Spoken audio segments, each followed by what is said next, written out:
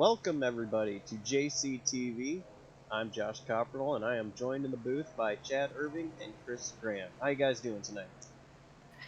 Oh, great. We're out here for some fun racing back at Daytona again, and hopefully we see another great show like we saw last week. Yeah, we had a ton of fun calling the race 1 week ago in the Daytona 500. That race was incredibly exciting. Now we're back here at Daytona, and we're going to get to do it all again, this time on the road course. Can't wait. Should be an exciting one for sure. We are on the road course tonight, like you guys said. So not this pack racing like we're used to seeing at Daytona, but should just be a great race regardless. Yeah, definitely a little interesting. If those of you who are familiar with kind of the endurance side of things, it's pretty much the identical track to what you'd see in the Daytona 24, but the biggest difference is that chicane coming off of oval turn number 4. Definitely make things interesting because those curves are very violent to the race cars. Yeah, that's one of the interesting things. Actually, we have it we mentioned it in our kind of turn-by-turn coming up here, but it's actually the same curves that they use at the Roval at Charlotte Motor Speedway. That's what they brought in here to handle the that new turn 14 section right as we get ready to head towards the green flag. So looks like the field's starting to grid up here, and boys, I think it's go time. Definitely is, and kind of going through the course here, Chris. Why don't you take us through the course? Yeah, basically, it's a 14-turn, 3.61-mile road course. Drivers will take the green flag at the Tri-Oval. Normal start-finish line here at Daytona before a heavy braking zone, downshifting to first gear, entering that first corner. It's a flat, sweeping left-hander that takes drivers into the infield of the course, and it is one of the best spots for passing opportunities. But you better get it right, because the second turn is a quick right-left-hand chicane that's also flat, working up to second gear while gaining a little bit of speed through that part of the race course. Third turn's called the International Horseshoe. It's a flat, sweeping right-hand corner where drivers are shifting back down to first gear getting in. And this turn is a quick, flat left-hander just coming off of the International Horseshoe. You pick up the kink where drivers are working their way up to third gear, exiting that third corner. Directly after exiting turn number 3 and 4, it's heavy on the brakes to set up for turn 5. The West Horseshoe has the drivers back down to first gear, entering this slow, flat right-hand corner. Heading into turn 6, where you're going to start to make your way back up onto the NASCAR courses. Heading into turn 6, drivers will gain a little bit of speed, grabbing second gear. Then it's back down to first gear, entering another flat left-hand corner, which shoots drivers out of the infield section of the course and onto the high banks of the oval. These two corners should look familiar to you. After exiting turn 6, the drivers will race onto the 31 degrees of banking that originally served as turns 1 and 2 of the oval layout. They'll work their way up through fourth gear, head down to the backstretch, and into the bus stop towards turn 3. They're going to have a ton of speed coming through turns 7 and 8, back down to second gear as they run through the bus stop, and then it's back up to turns 3 and 4 on the oval, 31 degrees of banking, following the backstretch chicane and all the way around before heading into that braking zone on the front straightaway, that turns 13 and 14 area. You'll see them actually coming into that here in just a moment. There it is. Field is in the chicane on the front stretch, and they're coming to green. And that pace car is making the hard left turn into pit road. And Ippolito, he is the Majors Garage Award winner. He's going to lead us to the green flag. Two teammates on the front row. It's a long braking zone there for turn number 1. Figliola almost had him clear going into turn 1, but 19 of Ippolito stays out front. Heading down towards the International Horseshoe for the first time, Ippolito is going to be your race leader over Dylan Kritz. And William Boysford now looking inside of Figliola as they're going to make their way off towards turn number 4. Yeah, two teammates there in Ippolito and Figliola. Qualified on the front row, but dropping back early was Figliola. Already lost a couple spots. Now he goes around through the grass coming out of the kink, and he is slowly trying to work his way back onto the track. That is such a tough spot to get off the race course there, because you really don't have a good spot to join in. In fact, he's going to almost have to cut the course a little bit here, but he's back on the tarmac, also seeing the number 8 way to the outside off the racetrack as well. A couple of cars having some issues here. It looks like Figliola's going to head all the way to the back, now being shown in the 30th position. Of course, now Ippolito pulling up to a huge lead out front, but we take a look back at the 7. He has a lot of work to do, Brandon Figliola, as we go through this bus stop chicane for the first time. Out of the chicane and up onto that 31-degree banking. Makes up turns 3 and 4 here at the World Center of Racing. Ippolito gonna be the first one to hit that very tricky chicane. It is so easy to mess this up at speed, especially early on cold tires and brakes that are, well, quite frankly, not designed for making right and left-hand turns. Yeah, and you see those yellow curbs. They are very rough on these race cars. If you touch one just in the slightest way, it will throw your car very violently and make things difficult for you to keep the car on all 4 wheels. So Ty, he's off to a great start already, having over a 1 second advantage over William in the 47. We didn't get to give our picks of who we thought would win this race before it started, but you know, I have my eyes on Dallas Pataska, number 23. He was really strong last year at Sonoma early on, and looked like he was the odds-on favorite to win that race, ultimately being taken out by a crash. I think Dallas, he may be in 3rd place right now, but we got 69 laps still to go to figure this thing out for Dallas. I think he's going to win this race. He is all over the back bumper of Boysford, and my prediction, of course, is your pole sitter for today's race, your Daytona 500 winner as well, Ippolito. He's currently enjoying a 2-second lead, but there's still a ton of racing left to go. And I tell you what, guys, maybe I don't want to necessarily call him a dark horse here, but Cameron Caldwell is going to be my pick to win this thing tonight. Driving that number 12 in the pits new Chevrolet Camaro. Caldwell's the only driver entered tonight with a win in the Galaxy Cup Series on a road course. He picked up the win at Sonoma last season. I think you see him double up here tonight. Some strong picks all around from all of us. Going to be interesting to see who is able to come up with the win at the end of this thing, but still a long way to go. Yeah, Cameron Caldwell, we just saw him make a great pass on Robert Anderson, working his way up through the field. That puts him in 9th place at the moment. Biggest mover so far does seem to be Justin Boyles, up from 14th all the way to 9th position at the moment. One of the interesting things I'm seeing here at the front of the field, guys, is the number 8 machine of Cody Luke is now already being caught by the leaders. William Boysford seems to be significantly less aggressive on corner entry than some of the cars behind him. Dallas Pataska was right about on his back bumper coming into the chicane that last time by, and Boysford has opened the lead back up again. It's over 1 second.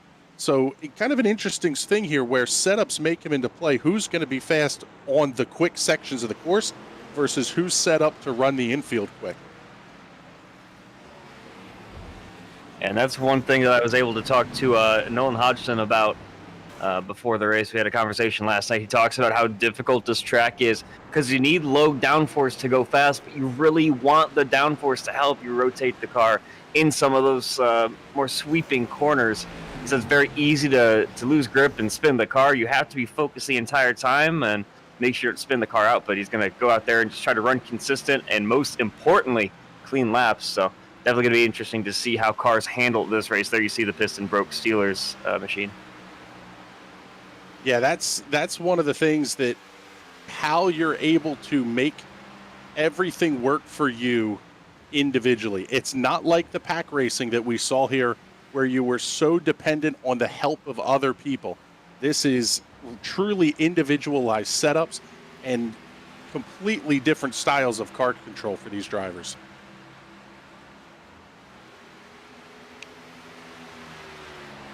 We are, of course, running stage racing here in the Galaxy Cup Series. First stage is 16 laps. Second stage comes in at 34 laps into this one, and then the final stage takes you the final half of the race. So already working on lap number 4 for Ty Ippolito. He already accorded away to that first stage break. Yeah, Ippolito making his way out of the International Horseshoe. You're going to see him slide through the kink here. That's the quick left-hand turn, but you have got to be so hard on the brakes on corner entry. The sports cars get to drive this corner completely differently, really accelerating out there. The Cup cars, you're getting down onto the brakes because that's a flat first gear corner. Really tough to get the suspension geometry right on that one.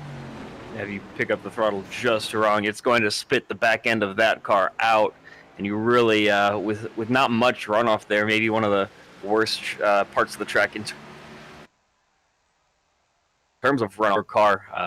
But still doing a great job keeping the car clean as Ty Ippolito, but Boysford still under pressure from the 36 of Dylan Kritz.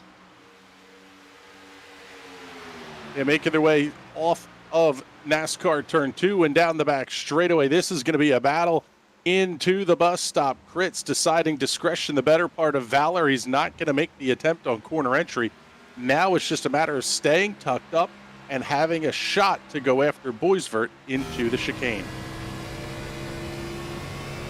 Riding on board now with Dylan Kritz. You see how the gap kind of changes. It's a long braking zone now on the brakes for this chicane, and how much he can gain kind of just under heavy braking.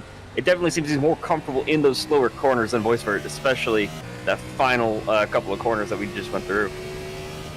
One of the neatest things to me is watching the hands move. These cars are so incredibly twitchy under braking. Trouble on the racetrack for the 78 of David Duke. That car making his way around pit exit now with the whole front clip messing on that machine. But we'll stay here on the in-car with Kritz, and this place is a ton of fun to drive in one of these Cup cars.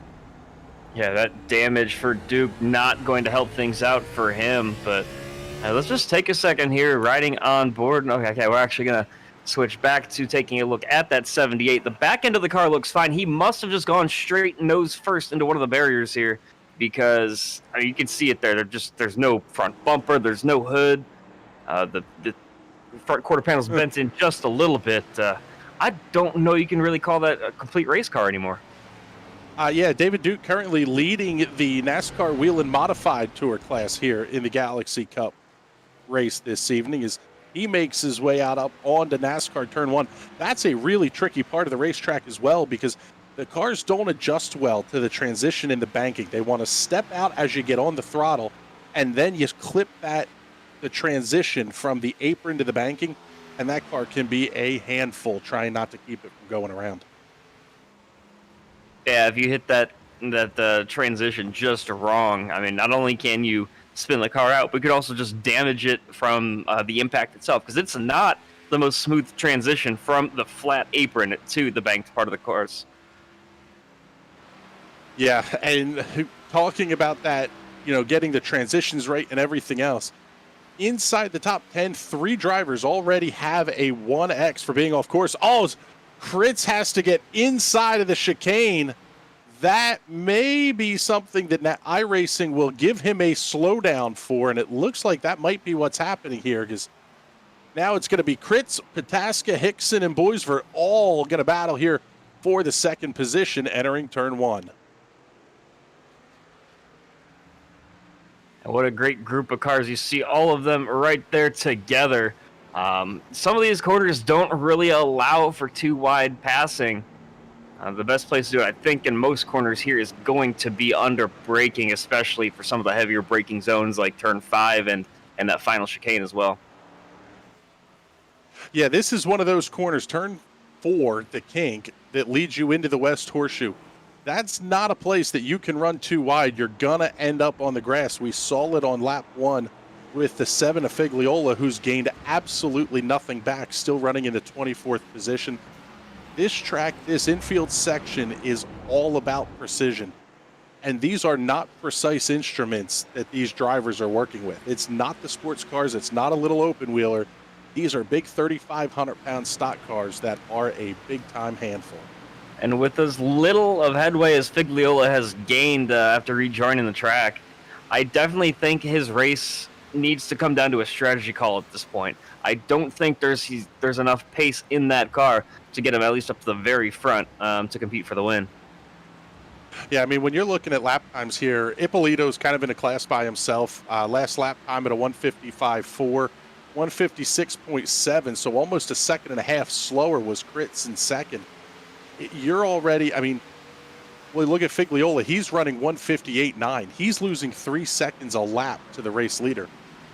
It wouldn't surprise me one bit to know that he's in a big-time fuel-saving mode at this point. And Kritz just blew that chicane once again. That's the second time he has done that in the last couple of laps. Yeah, that's one of those, I mean, Chad, you can testify to this a little bit.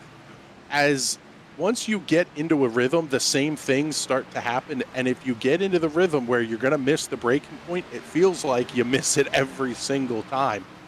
You've really got to recenter yourself and not let it screw up the rest of your lap, too. Yeah, especially when the margins are so thin at a track like this with no banking to help you out with most of these corners. It definitely can throw the car off and you miss your braking point by just a little bit. You either go nose first in the barrier here in the West Horseshoe, or you run through the second half of that chicane like we've seen Kritz do a couple of times. So it's all about protecting your car, not hitting that yellow curbing. It's a different curbing there compared to what you see them running past right now. It's a lot taller, a lot steeper, and it will impact the car a lot heavier than the curbing throughout, say, the bus stop chicane, for example. Yeah, they talk about these curbs being almost turtles is what they call them. They're almost like a big round turtle shell, if that's how you want to picture it. The rest of the curbs on the racetrack are all more traditional FIA standard curbing, which has a defined height, defined width. There's a measurement that goes into the curb, and the drivers will learn how to hit those curbs and use it to your advantage. You can actually use the curb to help pitch the car in the direction that you want it to go. Those sausage curbs or the turtle curbs coming here into the chicane, you're going for a big time ride if you clip one of them. And some great camera work watching these cars go through, coming off of turn number 2 down the long back straightaway. They're going to have to navigate the chicane down the backstretch one more time here. And there you see them to the left, right. You see them hammering that yellow curbing. It's going to be black by the time this race is over from all the rubber buildup on it. And definitely that on exit, you can see cars with their left side tires in the grass. That's how much you can abuse that curbing. Yeah, that's an issue that they see in the real world that we don't have to deal with here, is all the dust and dirt that gets kicked up as you run through some of these off-track areas. It does play a big role in the real world. It's something that, thankfully, they don't have to contend with out here because these things are already tough enough to drive. Yeah, and as we are finishing up the first half of stage number 1, Ippolito enjoying a 5-second lead over Dylan Kritz, then Pataska, Boysford, and Hickson wrapping up your top 5. And that's a 7-second lead from 1st to 5th, but the battle between Boysford and Hickson are really heating up. Yeah, Boysford going to hold on to the spot as he works out of turn number 6 and up onto the 31-degree banking of Daytona International Speedway. Boysford with only a quarter of a second over Hickson, and Hickson's going to get a very nice tow. Dale Jr., what do you call them? The big-ass spoilers on the backs of these things. You get a huge draft. It's just a matter of can you safely make the move. We saw it with the battle with Chris earlier. We saw it here with Hickson electing not to attempt to pass into the bus stop. They'll do that on lap 8. They won't do it on lap 68.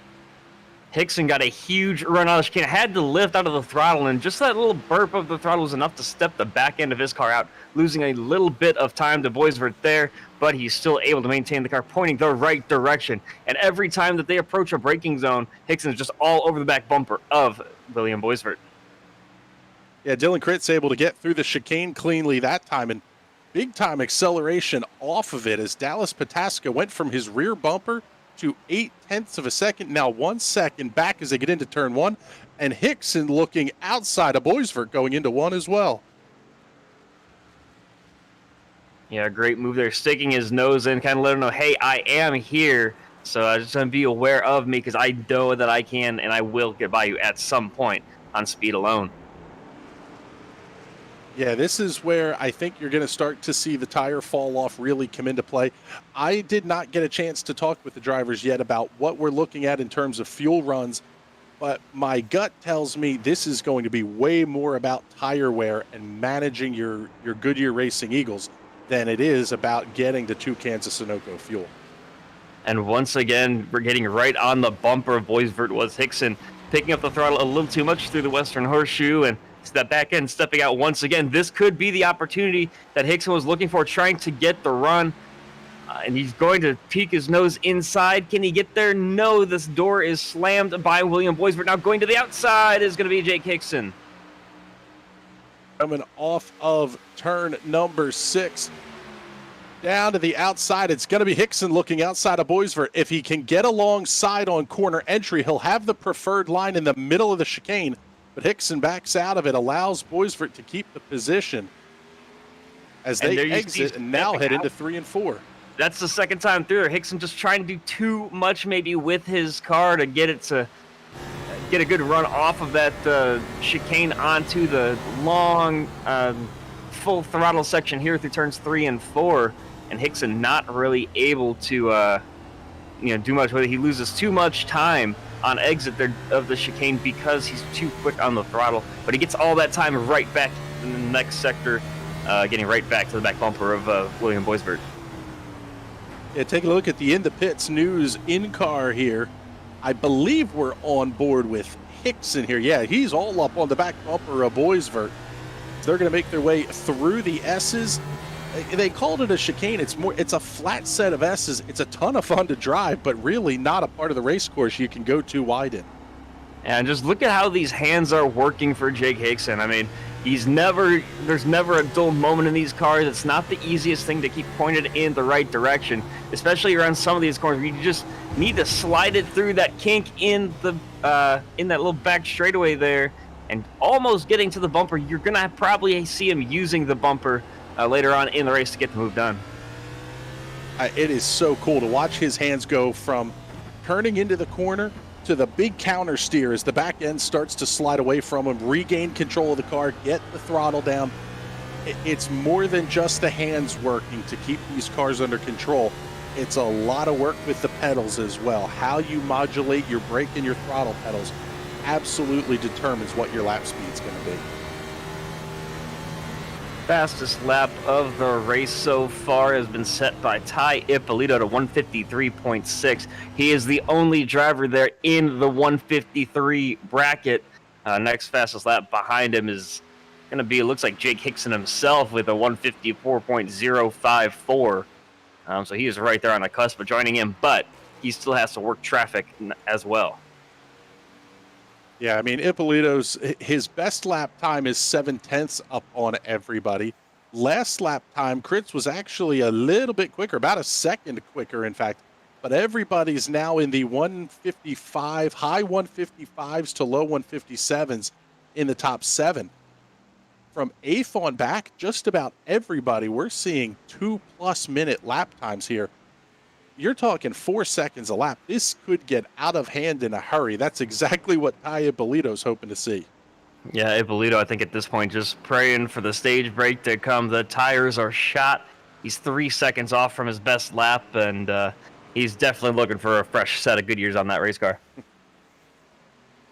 Yeah, I think that's a little bit of what we're seeing with everybody here is when are we going to see the caution? Because road racing and iRacing is completely different from the oval side of things. On the oval side, a half spin can bring out a caution flag. The road course side of things, you really have to wad something up big somewhere in order to get a full course caution to come out, especially at a place here like Daytona. So you can't rely on the caution flag to come out like we might typically see on some of the oval races.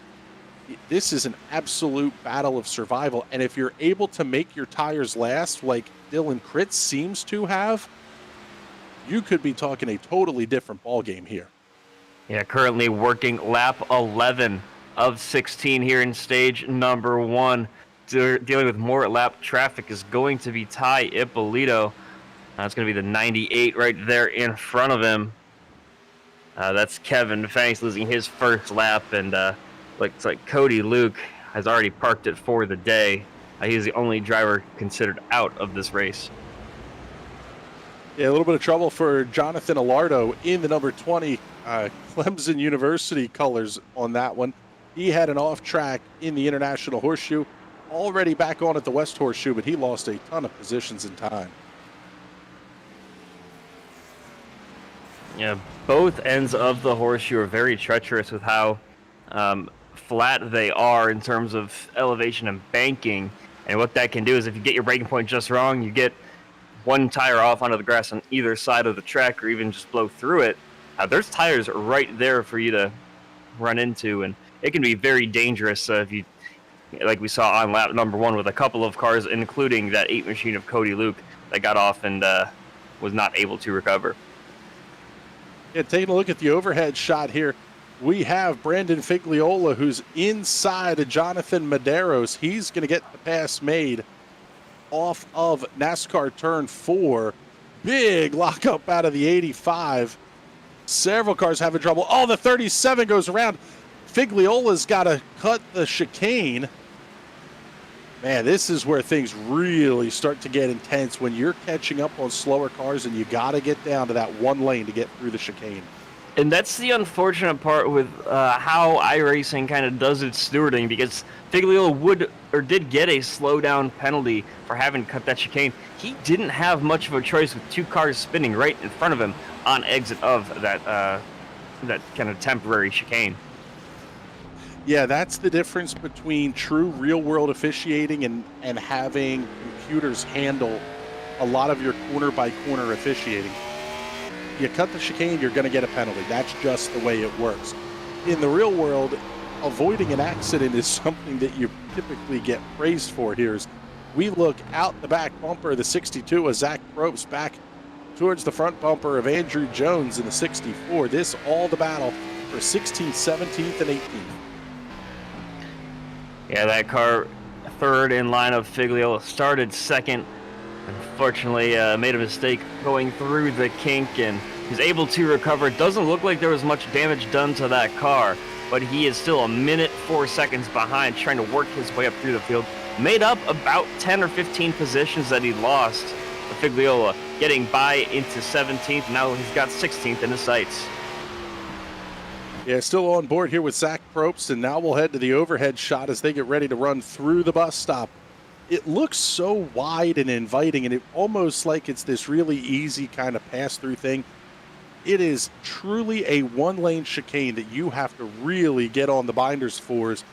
Figliola is able to make that pass look easy, and in fact, Zach Probst is going to come around Jones as well, heading into the chicane.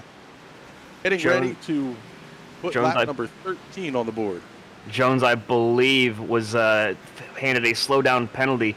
He had his right side tires completely over the yellow curbing going through the grass there on exit of the chicane.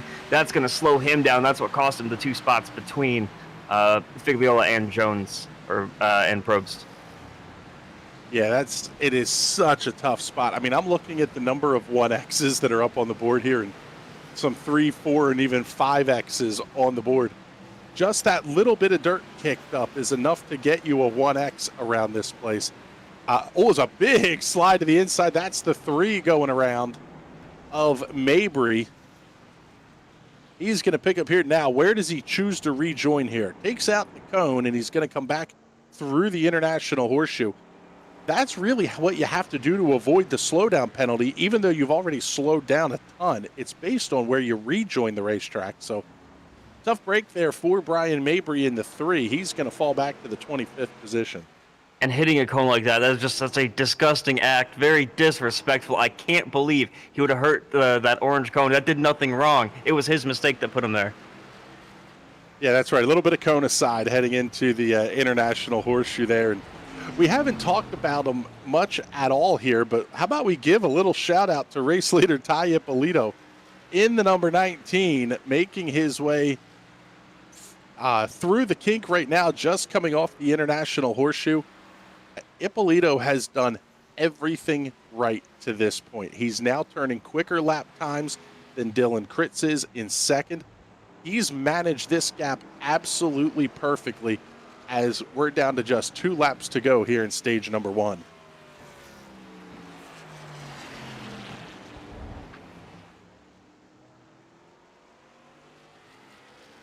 Through turn number 6 and up onto the banking goes race leader Ty Ippolito. The gap now 5 seconds over Dylan Kritz. Dylan Pataska a further 2 seconds back in the 3rd position. Jake Hicks and William Boysford round out your top 5. Cameron Caldwell, Josh Campbell, Joshua Gaiman, Dakota Knoll, Sean O'Brien, your top 10. And 11th right now, Alonzo Chicano, then Robert Anderson. 13th is Nolan Hodgson. And Figliola actually has gotten around Dave Fuge for 14th. And yes, so Fuge is 14th. And then Fuge is 15th. Loy in 16th. 17th is Zach Probst. Then Andrew T. Jones, Jonathan Medeiros, and Kyle Amon wrap up your top 20. 21st will be the number 20 of Jonathan Alardo. Jason S. Taylor in the 37 runs 22nd. Justin Boyles, 23rd. 24th, Jason Chambers. Brian Mabry, 25th. 26th, Dylan Schmidt. 27th, well, now Dylan Schmidt. And Alan Rowell picking up 26th position. 28th, Randy Drumhiller, the final car on the lead lap. 29th is Brett Bennett. And 30th, Kevin Franks. And wrapping up your field, 3 cars, all 1 or more laps down. David Duke Jr., last car, 1 lap down. Then Alex Princeton and Cody Luke wrapping up 32nd and 33rd. Luke, the only driver who is considered out of this race. Yeah, I believe we had almost a full field of cars qualified here. And talking with some of the series officials before the race, that's actually a 1-race suspension for a driver who qualifies and then does not start, because qualifying does not happen tonight, as is typical to iRacing. There was actually a total of, I believe, 4 qualifying sessions made available for this race. If you chose to qualify and you take up one of those race spots and then don't show up at race time, that's going to earn you a week on the bench. And Figlio really digging hard, trying to get up to Nolan Hodgson. He's about 3 seconds behind still. As Figliola's worked his way up to 13th, but I think his tires are completely shot. He's still catching Hodgson, but man, there's a large gap in front of him, running out of time before the stage break. Yeah, that gap is currently at 3 seconds, but it's shrinking pretty quickly here. Man, you can just see that 7 machine. He is dancing all over the place, wide on corner entry, kind of diamonds it off in the horseshoe. If you're going to have an incident, this is probably when you're going to see it. The tires are junk. You're not having a ton of fun out here if you're one of these drivers. What we do know is everybody can make it through the stage. So with stage number 2 ending at, I believe should be lap 34. It's a couple of laps longer than what stage 1 is.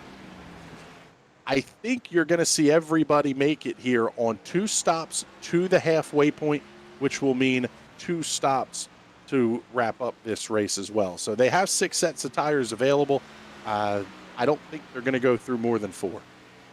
I would be surprised if anybody had to make an extra pit stop, barring something like an incident.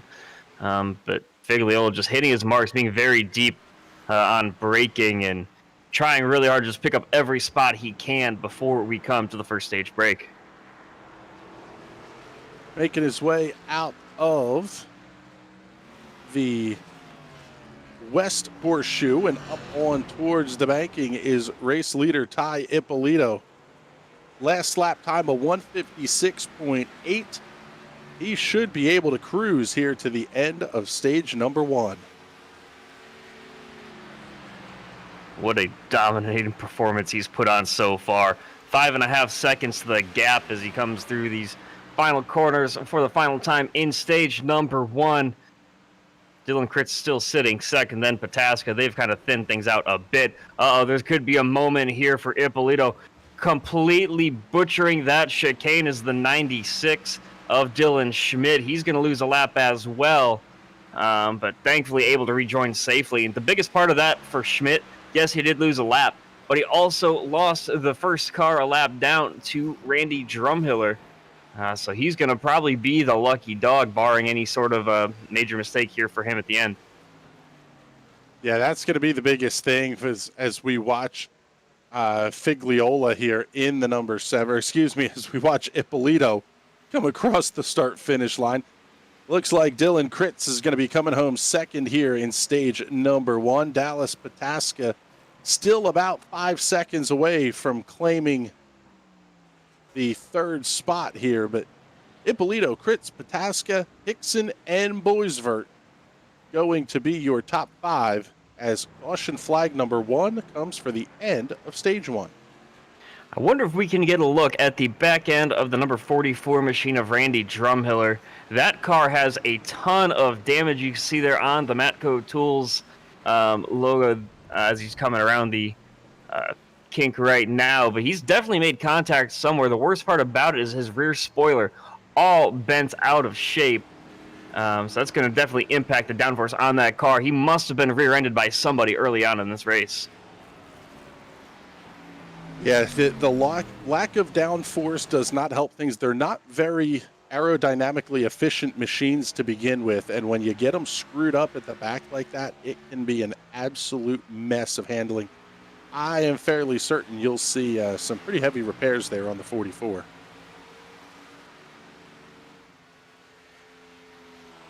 So Ty Ippolito wins yet another stage. He was, of course, our winner in the Daytona 500 last week. And what a show he is when right in front of him there. That is the 3 car of Brian Mabry. He is a lap down. He is also a hood down, it appears.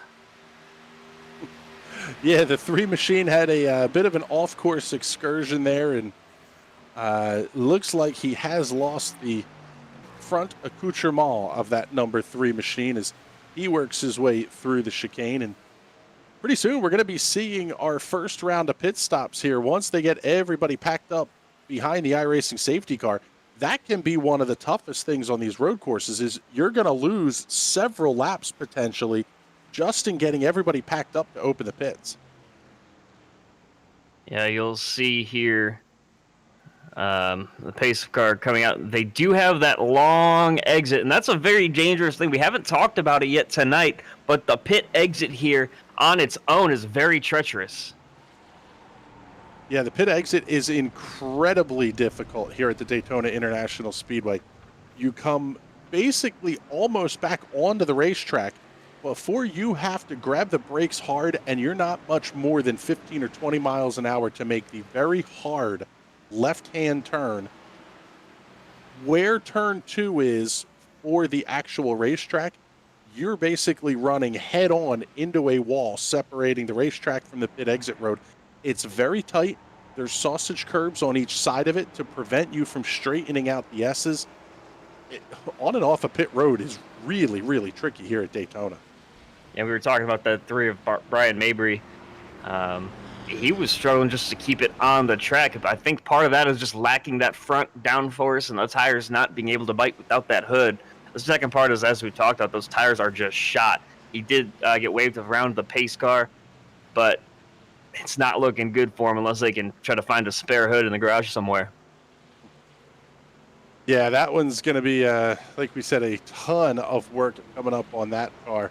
I would assume we're going to see pit road open this time, hearing the drivers communicating over the in-car radio about where the pace car is. And that's a huge part of this under caution is if you're coming off of NASCAR turn 2 at full speed and you encounter the pack that's doing 80 miles an hour, it is so easy to junk your day and somebody else's just because you don't know where the pace car is.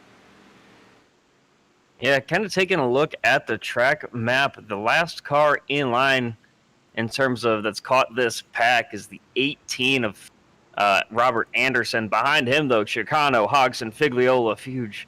All of these guys still just trying to work their way to catch up to the pace car. So they have a long way to go still to do that because you see the leaders now going through and going into oval turn 3. Say, for example, the 95 of Nolan Hodgson. He's still full throttle trying to get into the bus stop chicane down the backstretch. Yeah, that's it, the reason it's so important to get caught up here is Ty Ippolito's going to get to make his pit stop. The second place running car of Dylan Kritz has 2 lap cars between himself and the race leader. He should be able to get caught up okay. It's the cars that are 7th, 8th, 9th, 10th on back that they may not be in line in a prime position to hit pit road. It can absolutely be a mess. It looks like pit road is going to be open, and I believe just about everybody has come in. Yeah, we're going to see everybody make their way down pit road here. Ty Ippolito's been the race leader, and he's going to lead the race down pit road. He will have one of the first stall locations here on the front stretch at the World Center of Racing. Ippolito looks like he hit his marks cleanly. Crew going to work on that one. Right sides in the air, 2 Goodyear Racing Eagles. They'll head around to the left, change 2 more. 2 cans of Sunoco fuel. Could be a full pit stop here. 13.23 seconds down and away is Ty Ippolito. First in, first out. Of course, he's got that first pitch stall as well. That's going to be a huge help to him. The only car not to come in was your lucky dog in the 44 of Randy Drummiller. So only car not to come in was him. He's probably going to make his stop here in just a moment, I would expect, as he got waved around the base car. Yeah, everybody making their way off, and it's, like we mentioned, full fuel loads for everybody. And one of the interesting things is we talk about the 1Xs and the 2Xs. That creates damage on these cars, and that is optional repair time. Under caution, you can afford to take it and not lose too much ground. Ippolito's stop of 13:23, by far the fastest in the field. Dylan Kritz at a 14:05 was second quick. 14:55 for Jake Hickson, who comes out third. 14:35 for Cameron Caldwell. He's up 6 spots from the drop of the green flag to the 4th position. Dallas Pataska, 16.73 seconds, so some damage repair there. And 15:02 for Josh Campbell in the number 9. Yeah, not a ton of huge movers. I think the biggest one on the race so far was Figliola. Figliola, he's moved a lot of spots, but he's moved the wrong direction. He's definitely been working his way back, as he's now in 14th, where he started second. But fortunately for him, though, no damage, it appears, to the car. It's just that he went off track and lost all the time. He's got to get it back, and cars in front of him do have damage. Yeah, and that's one of the things that I think we're going to start to see come into play here, Chad, is we're not just seeing pit stops here on lap number 19, but also what we have is the opening of pit windows for strategy calls. So, for example, if you're looking at a stop anywhere from lap 35 to right in the ballpark of lap 44 for the front-running cars that stopped here on lap number 19. If you get that same fuel mileage, you could potentially do this on 2 more stops in total. So do you choose to short pit and gain the track position at the stage 2 break? That's going to be a really interesting choice to see who may come down pit road with 1 or 2 laps to go here in stage 2. Yeah, it's going to be another one of those strategy calls that always comes into play here on road courses. It really does make for an interesting show, because you never know.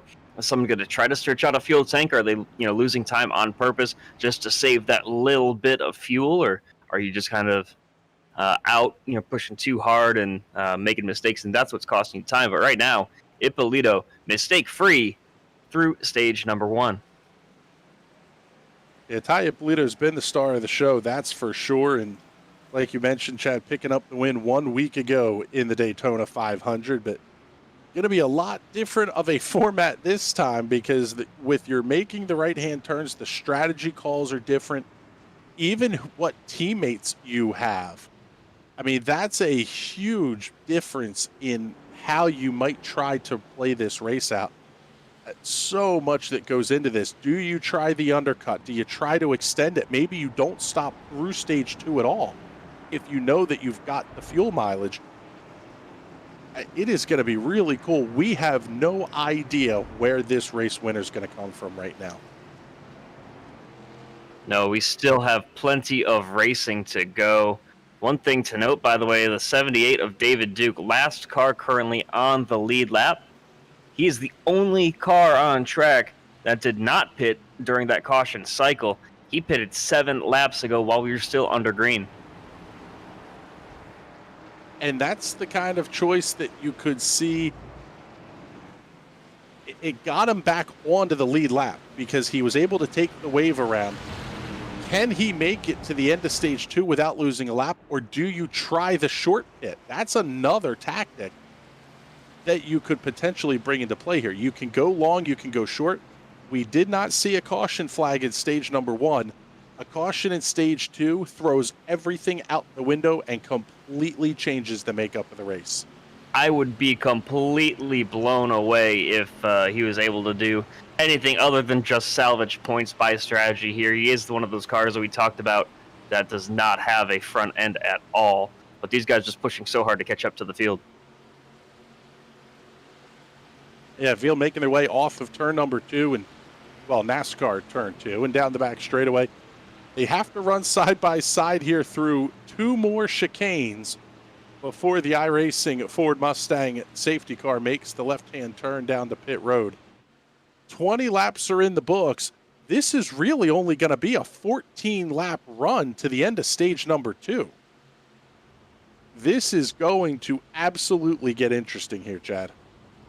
Yeah, it's definitely going to be fun to watch as well. It's going to be a shorter run than we saw at stage number 1 for Ippolito to try to build a lead, but he's going to be under pressure early on from Dylan Kritz. We'll have to see how he can get off to a start here, as it is going to be a double file restart. Field making their way through NASCAR turns 3 and 4.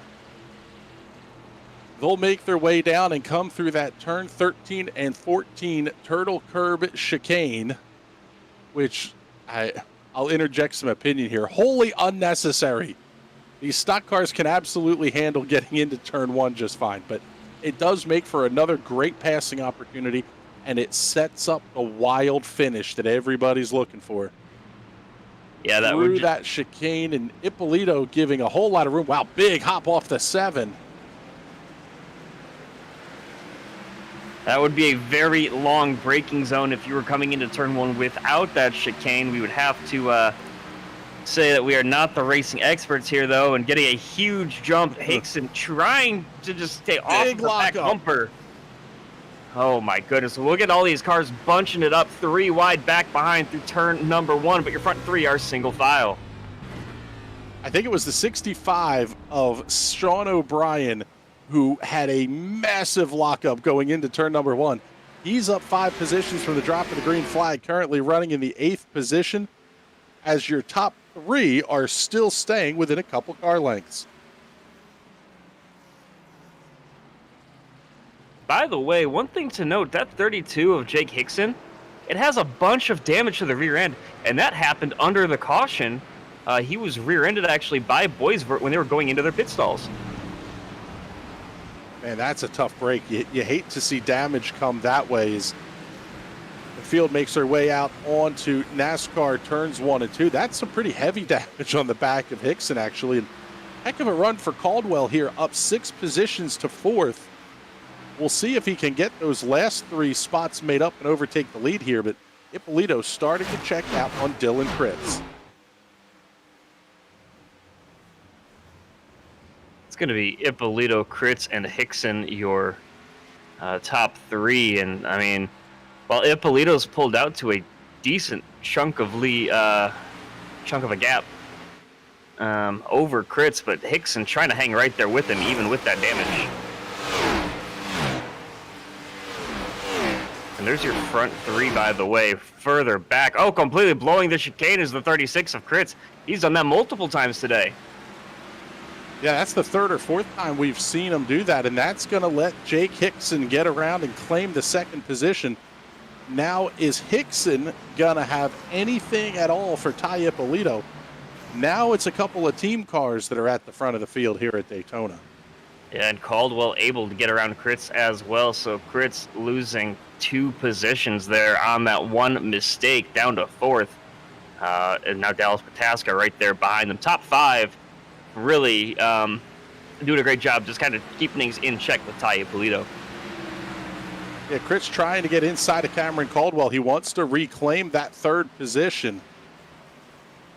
Thought about making the dive bomb move. Caldwell has to grab the binders hard into the West Horseshoe. Slides it just a little bit wide. No real gain for Dylan Kritz as they're going to head out towards turn number 6. Side by side, peeking his nose at least was Kritz. Thought about sending it up the inside when they made that transition, but thought better of it. He's just going to sit in the slipstream for now as we ride on board with the 36 of Dylan Kritz. Had a huge wiggle out of Dallas Pataska getting up onto the oval. Field making their way through the bus stop chicane here down the back straightaway. And it's still just so cool to watch the hands move on these drivers. At no point do they ever get settled. When you drive a Formula car or a sports car around the Daytona International Speedway, you'll have periods where you can kind of settle in, you can catch your breath. There is no time to breathe when you're driving one of these NASCAR Cup cars. And by the way, just a moment ago, Philip Loy had a bit of a moment, getting absolutely turned going into the West Horseshoe by Figliola. And I mean, he's going to lose a bunch of positions. He is now sitting, I believe, in 24th on track, but all that does is allow Figliola to improve up to 9th position. Yeah, taking a look at the 09 of Philip Loy, see some pretty heavy damage on the back end of that machine, so definitely got some help going around, that's for sure. And as looking at the front of the field, Ippolito just decides to go out and set the fastest lap of the race at a 1:53.42. So no change here at the front of the field, that's for sure. Yeah, he does have some company in that 1 minute 53 second lap time range as setting the second fastest lap, Jake Hickson. He set a 1:53.567, so these fresh tires really helping him out as he currently sits in 2nd place, about 3/4 of a second behind your leader.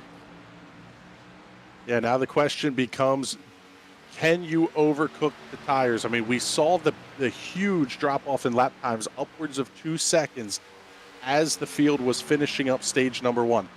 Having the benefit of having a couple of laps shorter stage just because of how long that first caution was, maybe that makes a difference here, because unless there's a caution in the next couple of laps, I don't see a reason why you wouldn't try to make the stretch out to the end of the stage. Dylan Kritz right on the back bumper by the way of Cameron Caldwell. They're both very loose, very squirrely through the kink, and now they come back onto the banking of the oval and trying to get them side by side, and he's going to get the move. Dylan Kritz gets the move done. Taking a look through our incident viewer here, trouble for Jason S. Taylor and Brian Mabry on the racetrack, but they're able to get those machines cleaned back up here. Ippolito still holding on to that half-second lead over Jake Hickson, and the best battle on the racetrack is Dylan Kritz getting around the lap car, but he's going to have Cameron Caldwell on his bumper. Oh, big wiggle there for Dallas Pataska. Almost trouble 2 weeks in a row for one of the favorites. Doing a great job just holding his own as Dallas Pataska holding that 5th spot. He's just in front of Joshua Gaiman, trying to chase down the 12 car of Cameron Caldwell. Make their way now into the West Horseshoe is the 36 of Dylan Kritz. Caldwell running about 1.25 seconds behind. Dallas Pataska catching up quickly onto the back bumper of Caldwell as they make their way through turn 6. Big lockup. Pataska slides it way wide. What a save by Dallas Pataska. That's going to let Cameron Caldwell get away. And I believe there might have been contact between them. I'm not sure. The way that the back end stepped out on Pataska's car definitely was interesting to see, but he keeps things pointed the right direction. Yeah, that battle is going to continue hot and heavy here as Pataska works his way through the bus stop chicane on the back straightaway. He's already starting to catch back up on Caldwell, but I just can't help but think, are these drivers cooking the tires off too quick here? Or how easy is it going to be to make that stretch to the end of stage 2? Yeah, that's Ippolito, Hickson, Kritz, Caldwell, Pataska, your top 5, and it's really starting to stretch out just a little bit, at least from third on back. Kritz and Caldwell still less than, just as about to say, less than a second.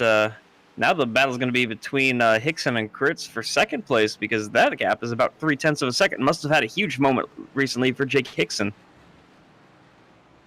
Yeah, trying to take a look here and see what may have happened to Hickson here.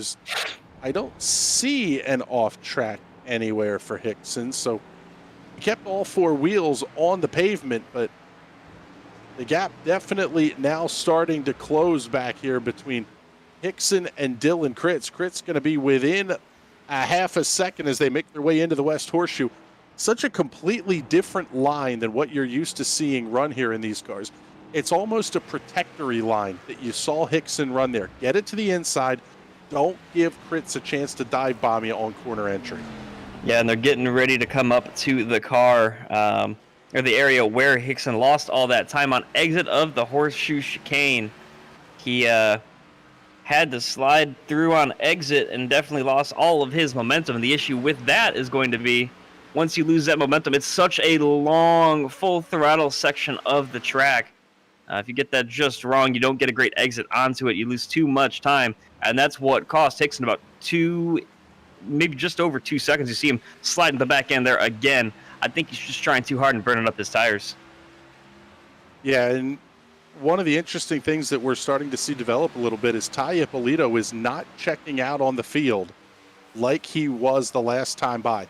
Hickson was 3 seconds slower than Ippolito the last lap, but Dylan Kritz is right there in terms of lap time with Ippolito. So the gap's holding pretty steadily here, about 2 3/4 seconds or so between third place Dylan Kritz and race leader Ty Ippolito. Yeah, the field's starting to thin out just a little bit. Alonso Chicano appears to have had a moment on track as well, as he has lost a ton of time this lap.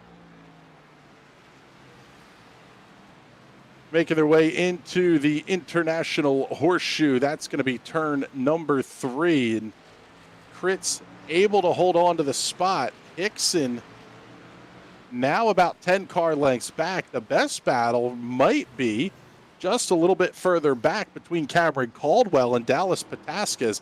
Pataska was all over the back bumper of Caldwell on corner entry, and he's going to do it again here into turn 5.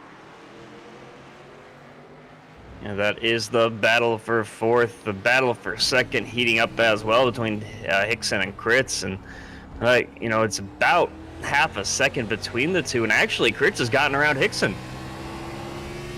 Yeah, Kritz grabbed the spot about a lap and a half ago and not making a ton of headway on race leader Ty Ippolito. And you almost wonder, was Ippolito kind of holding back just a hair, knowing that he had the teammate there? Because the gap is now starting to open back up. It's over 3 seconds, and it's a 1 second gap between Kritz and Hickson now as they enter NASCAR turn 3. And of course, as we mentioned, lap 34 is the end of the 2nd stage, and that's coming up just 8 laps from now. So if you're trying to get to Ippolito, try to do something, or if you want to make a strategy call, you're going to have to make that decision coming up here pretty soon. Yeah, I mean, that's one of the things that if you look at where the pit stops might come here, if you stop at lap 27, it's going to get you anywhere from 43 to 52. So assuming the long end of that with how long the caution period was, you can make a pretty significant undercut. I would be more likely to think that you're going to see it probably around lap 30 to 31. That would get you to the end of the race on one more stop. If I remember correctly, pits do close 1 lap before the end of the stage, so they're going to have to definitely make their pit stop decision by that time, lap 30-31 that you talked about, because any later than that, you could see yourself in the sin bin for a couple of moments. Yeah, I believe that one is a big fat EOL, end of line penalty for the offenders on that one. And keeping our eye here as well, trying to see anyway where we're who we're looking at here on the broadcast side of the feed, because we've gone to a bit of a static camera here. There we go. We picked up the 36 of Jake Hickson, and or excuse me, the 36 is Dylan Kritz. There we go. By the way, Brett Bennett has disconnected from the race. He was 4 laps down, running in 31st position, and just unfortunate for him. Yeah, that's always a tough break. You hate to see some of the goofy stuff going on here. Oh, well, now that's it. Yeah. Holy drama here, Batman. I believe the race leader may have had a connection issue, because I'm seeing timing and scoring showing Dylan Kritz as your race leader, and Ty Ippolito is nowhere to be found on the timing and scoring screens, at least on my end here. And I'm noticing multiple drivers are actually having connection issues. Both Randy Drumhiller and Jonathan Alardo have both disconnected for connection issues. So I wouldn't be surprised. As now we're seeing Ty Ippolito just kind of get tossed down the field. Wow, what Joshua Campbell as well. Yeah, heartbreaker. And we are hearing from our producer. Yes, I was going to say that. Yeah, we are having connection issues on our end. Not exactly sure what the story is right now. Well, we part of it, we know what the story is. Dylan Kritz is now leading this race. Jake Hickson, Cameron Caldwell, Dallas Pataska, and William Boysford, your top 5. Yeah, there is Ippolito received through but fell to an unacceptable level. And he's going to join a long list there. Drumhiller, Alardo, Campbell, Duke, Gibson, Gaiman, Ippolito, all have disconnected. We're starting to see some guys reconnect as well. Just shocking what is happening right now in the Daytona Road Course race here in the Galaxy Cup Series. That's one of those deals where internet connection has been troublesome throughout much of the country. We know the entire state of Texas is basically a mess right now. It's an unfortunate thing to have to deal with, but that's also one of the realities of sim racing. Is it's no different than the motor blowing up halfway through or something else happening. This is the real world equivalent of that fluke engine grenading, right as you're getting to the end of stage 2.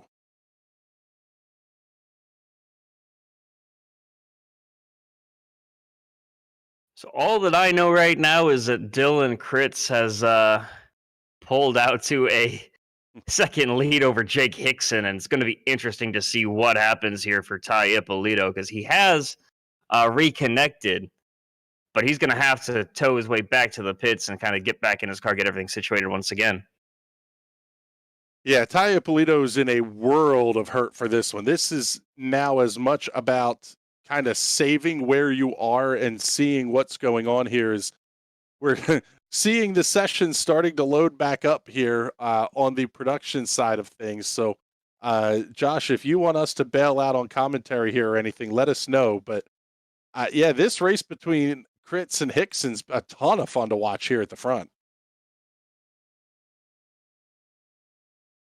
Yeah, so it's Kritz, Hickson, Caldwell, Pataska, and Boysvert, and you really have to feel for all of those drivers, and we're now showing about a dozen or so a lap down. Yeah, that's about as unpleasant as it's going to get. I mean, Ty Ippolito has to feel absolutely sick to his stomach, knowing that he had potentially 2 early season wins in one of the toughest series you're going to run on iRacing, and it's just gone away. It's not about the playoff points or anything else at this point. you started on a roll, you want to keep it going. You hate to see the little fluke things, the little gremlins start to bite you. Yeah, Critz, of course, just doing his best to stay in front of Hickson. Hickson with that damage that we talked about, but Critz absolutely murdering one of those turtle shell curbing pieces, and my goodness, definitely upset his guard. He's going to lock it up in turn number 1, as Hickson's going to inherit the lead for that mistake, and they're going to have to battle it out here. Just a couple more laps remaining in the stage. Yeah, we're down to 4 laps to go here in the stage, and I haven't seen anybody make the pit stop yet. And if you were basing strategy off of what Ty Ippolito was doing, your entire strategy game has just gone out the window. You're now having to count laps and positions based on a car that was not within a couple of seconds of the race leader just a handful of laps ago. By the way, Ty Ippolito back on track. He is 1 lap down, but he's also just in front of your leaders. I would assume that he took service when he was in pit lane, and he's going to have some work to do to get back on the lead lap. Yeah, this is going to be an interesting play here, Chad, if you think about it, because let me make sure my timing and scoring data has updated correctly here, but if Ippolito is 1 lap down and has taken service, he can take the wave around and get back on the tail end of the lead lap. The race is not over yet for Mabry, Schmidt, Franks, Gaiman, Ippolito. All these cars that are 1 lap down, they still could have a shot if they play the strategy game just right. Yeah, it looks like of the cars that had connection issues, the only ones not on track yet are both Drumhiller, Ippolito, and Joshua Campbell as well. So a lot of the guys that were impacted by those issues seem to be back in the race as Ippolito moves from 26th up to 25th as Drumhiller still on pit road. Yeah, Ippolito now in the 25th position. Both Ippolito and Josh Gaiman taking service on lap number 27. So they will not need to stop at the end of the stage break here. When all the leaders come down pit road, they'll be eligible for the wave around. That's going to put them back on the tail end of the lead lap. It's completely game on from there. That would be the best recovery perhaps in the history of iRacing, to see someone come back from a disconnection, a unintentional disconnection mid-race, and still get a great finish out of it.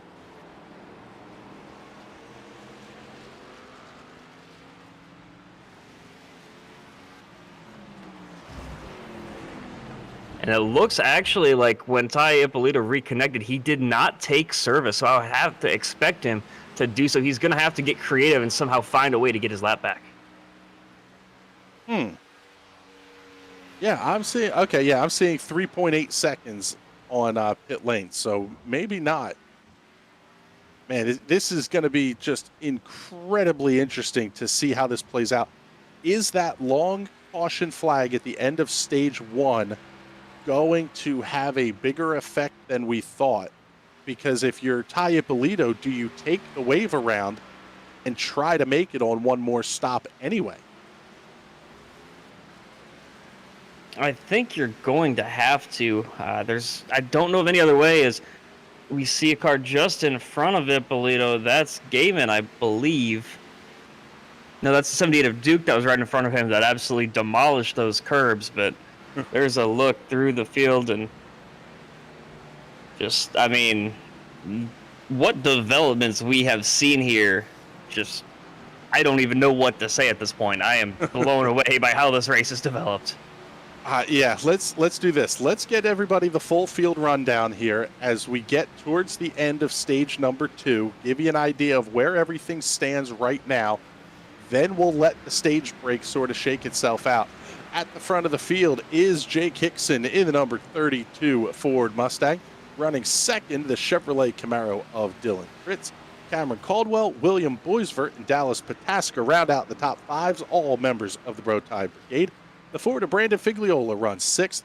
7th is Dakota Knoll, Jonathan Medeiros 8th. 9th to Kyle Ammon. and Zach Probst completes your top 10, again, all in Chevrolets. 11th position sees your first Toyota in the field with Robert Anderson. Then 12th is another bow tie of Alonzo Chicano. Dave Fuge in 13th, and 14th is Sean O'Brien Jr. Justin Boyles wraps up 15th, and then Nolan Hodgson, Andrew Jones, Philip Loy, Jason Chambers, and Alan Roel all wrap up your top 20. And a lot of those guys as well, part of that bow tie brigade. 21st is the number 3 Brian Mabry. Dylan Schmidt in the 96 runs 22nd. 23rd belongs to the Toyota of Joshua Gaiman. 24th, Ty Ippolito, and we are now into the cars that are one lap down. 25th, Kevin Franks in the Ford. David Duke and Randy Drumhiller Chevrolets occupy 26th and 27th. 28th to Alex Prinson's Ford. 29th, the Chevrolet of Joshua Campbell. And 30th, the number 20 Toyota of Jonathan Alardo. 3 more cars wrap up your field. 4 laps down is Jason Taylor, then Brett Bennett 9 laps down. And I believe his day is done, as well as Cody Luke. Both those guys struggling a little bit today. Luke disconnected from the session early, and then Brett D. Bennett hung up the helmet.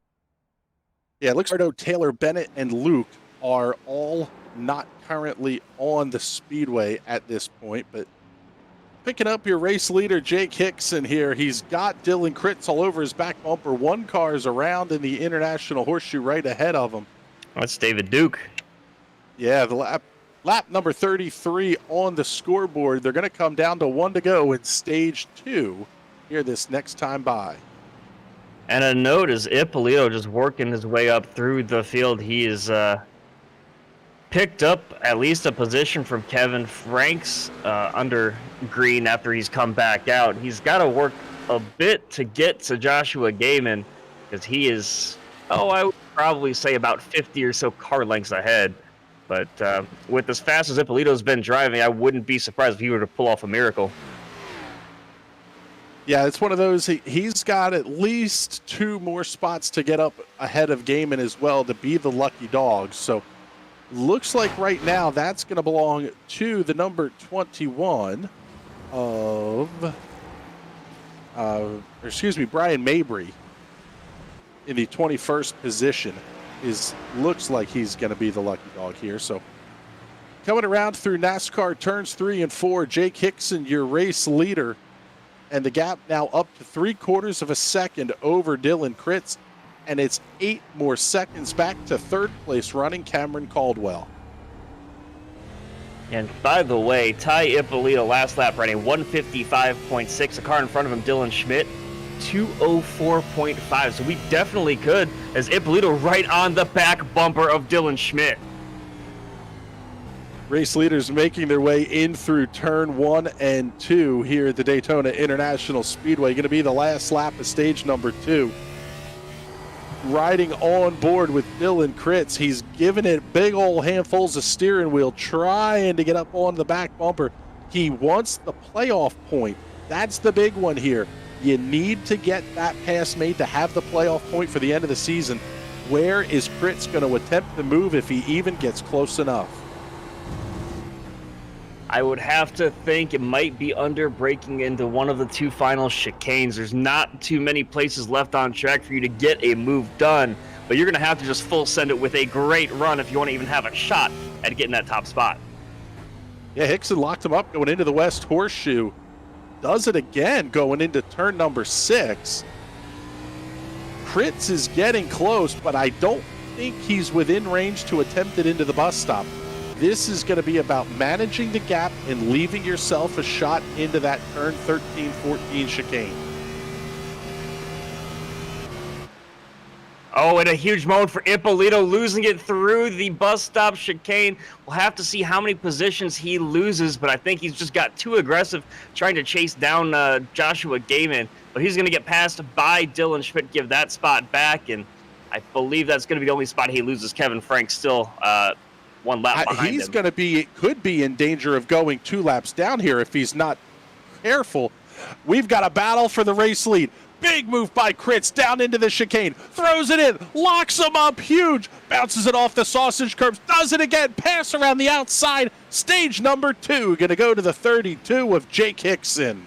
What an incredible move that Kritz tried to make. We saw that car get launched up into the air. There might have been contact on exit between Kritz and Hickson, but able to keep things pointed the right direction was Jake Hickson, and the yellow flag comes out for the end of stage number 2. Wow, that was insane. I almost don't know how Kritz doesn't incur any damage there. That part is really surprising to me. And now here's where the caution timing comes into play. The race leaders, I think, are going to have to turn a full lap at least to catch up to the iRacing safety car. They're not going to hold up and let the pace car come past them now. So you're going to see several laps burn off here as they get the field bunched up behind the pace car. This one's going to be huge how this lays out. And if you're any of those guys that had the connection issues, you're just hoping and praying that something happens in a way for you to get your lap back. Whether it's that you have to pit under green and taking a wave around or something of that nature. But it's going to be interesting to see how Ty Ippolito manages this one. Yeah, where everybody stacks up here as they get caught up to the pace car, because I'm trying to do the mental gymnastics on this one here. I believe your race leaders will have to catch up to the pace car. Everybody who is between the leader and the pace car will be told to go around the pace car and catch back up. That could potentially, it's going to keep guys like Mabry, Gaiman, Ippolito, and Schmidt one lap down. However, they're still going to have the chance to make the pit stop later on. Do you stay out and take the wave around the next time by? I mean, there are a lot of strategy calls that you can make here. And I would try to predict, what's going to happen, but I just don't know. I don't know that anybody knows at this point because it's just been a spectacular race with unexpected twists and turns. And also, don't count out the 7 of Brandon Figliola. He started second, dropped all the way back to about 30th position. He's now sitting inside the top 10. Let's give a couple of shout outs here as well. Now, this is not incidents, this is off tracks, but our race leader, Jake Hickson, has kept all 4 wheels on the tarmac this entire race. So has the 47 of William Boysford, currently running in the 4th position. 16th running Nolan Hodgson has done the same. And the car is a beat-up train wreck. But so is David Duke running back there in 26th position. He's at least kept it on the tarmac this entire time. That just means that they're not having as much fun as these other guys are going off-roading in these vehicles that definitely are not designed to do so. No Skippy Cross going on here in this one. This one has been an absolute blast to call because even before Ippolito had his issue, he was not running away with stage 2 like he did with stage number 1. We are going to have a really wild finish to this one, and we still haven't caught up to the pace car yet. So the pit window options are changing every lap that the pits are not open yet. Yeah, I mean, the pace car right now is in turn number 1. These guys aren't even to the start-finish line. They still have a long way to go before they get there, and I would have to think, if you're one of these guys, Mabry. Oh, well, here we go. Pit lane's open. Okay. Pit lane is open this time. Jake Hickson making his way down pit road, as does Kritz, Caldwell, Boysford, and Pataska. They're all on the pit lane. Dakota Knoll's not even there yet. He's still 28 seconds back of pit entry here. Yeah, we saw some race contact. Leader. We saw some contact between Kritz and I believe it was Hickson on their last pit stop. They're able to keep it clean this time as they all take 4 tires and get ready to be released from their stalls. Drag race off of pit road. Who's it going to be? Oh, wow. That was tight to the end of pit road. I think Dylan Kritz got Hickson, and there was not much in it, that's for sure. Pit stop time, 14.93 seconds. for Dylan Kritz. For 4, Goodyear Racing Eagles. 2 Kansas Sunoco Fuel. 14.25 for Jake Hickson. 14.22 for Cameron Caldwell. 14.20 for William Boysford. 14.4 seconds for Dallas Pataska in 5th. Now Dakota Knoll, Brandon Figliola, Robert Anderson. This whole second group of lead lap cars that were kind of caught in no man's land, they're now making their way in and off pit road for service. Yeah, it's interesting to see, the front group of cars already released from their pit stalls by the time that Figliola even got to pit road. And that it's chaos just trying to get caught up with the pace car here. Yeah, that's got to be incredibly frustrating for the cars in that second group, because any effort that you might have made to try to execute pit strategy has just gone flat out the window. I mean, you had a chance. If I were in that second group, I almost would have said you consider staying out, but you wouldn't even have gotten around to the start-finish line to try to claim the track position. That gap was absolutely huge. As the field now finally gets caught up to the pace car here, lap 36 is where the pit stops occurred. And by the way, those 2 cars out in front of your leader of Jake Hickson, that is Dylan Schmidt 2 laps down, as well as David Duke, one of the cleanest drivers in terms of off tracks, but his car is not exactly looking that clean.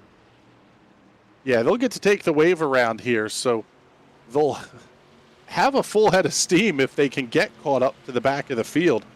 Looking at the pit stop counter here now, these stops occurred on lap number 36.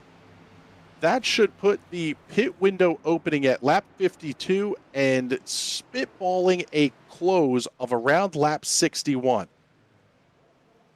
And by the way, that car that we were focused on of Ty Ippolito, he is stuck behind another car that's the 5 car of Alex Princeton, who is multiple laps behind. And I think Ippolito's just saying, come on, man, come on, let's go. I need to get this track position back. I need every bit you can give me, and don't think he's going to get it. Yeah, still being scored 1 lap down, Mabry, Gaiman, and Ippolito. At this point, does somebody try to stretch it? Because I don't think we've seen a full fuel run yet. Does somebody make the big move and try to save as much as they possibly can here? It's gonna be surprising to see as Ippolito stays out. He thought about coming. He definitely considered it, but no, he stays on the racetrack. He's going to be well off of the sequence unless... lights are out on the pace car. Pit lane's closed. He would have had a penalty if he had come to pit road this time. The penalty, that's where these caution laps are really gonna get some people. We're hearing over the driver's chat here that what is going on. That's really, really frustrating for these guys. If you were a lap down, you may not have gotten a clean chance to pit. No, you definitely did not. I mean, by the time that the leaders came off of pit road, you were well far behind them. And, just the way that the base car caught the field, just stacked everything up. Yeah, it was basically the way the yellow flag came out to end the stage, because if the yellow comes out right at the start-finish line, you can usually get slowed up enough that the pace car will pick you up right away. But because the yellow flag came out and the leaders were already past the pit exit, they were going to have to cycle around until it was the iRacing decided it was time to open the pits.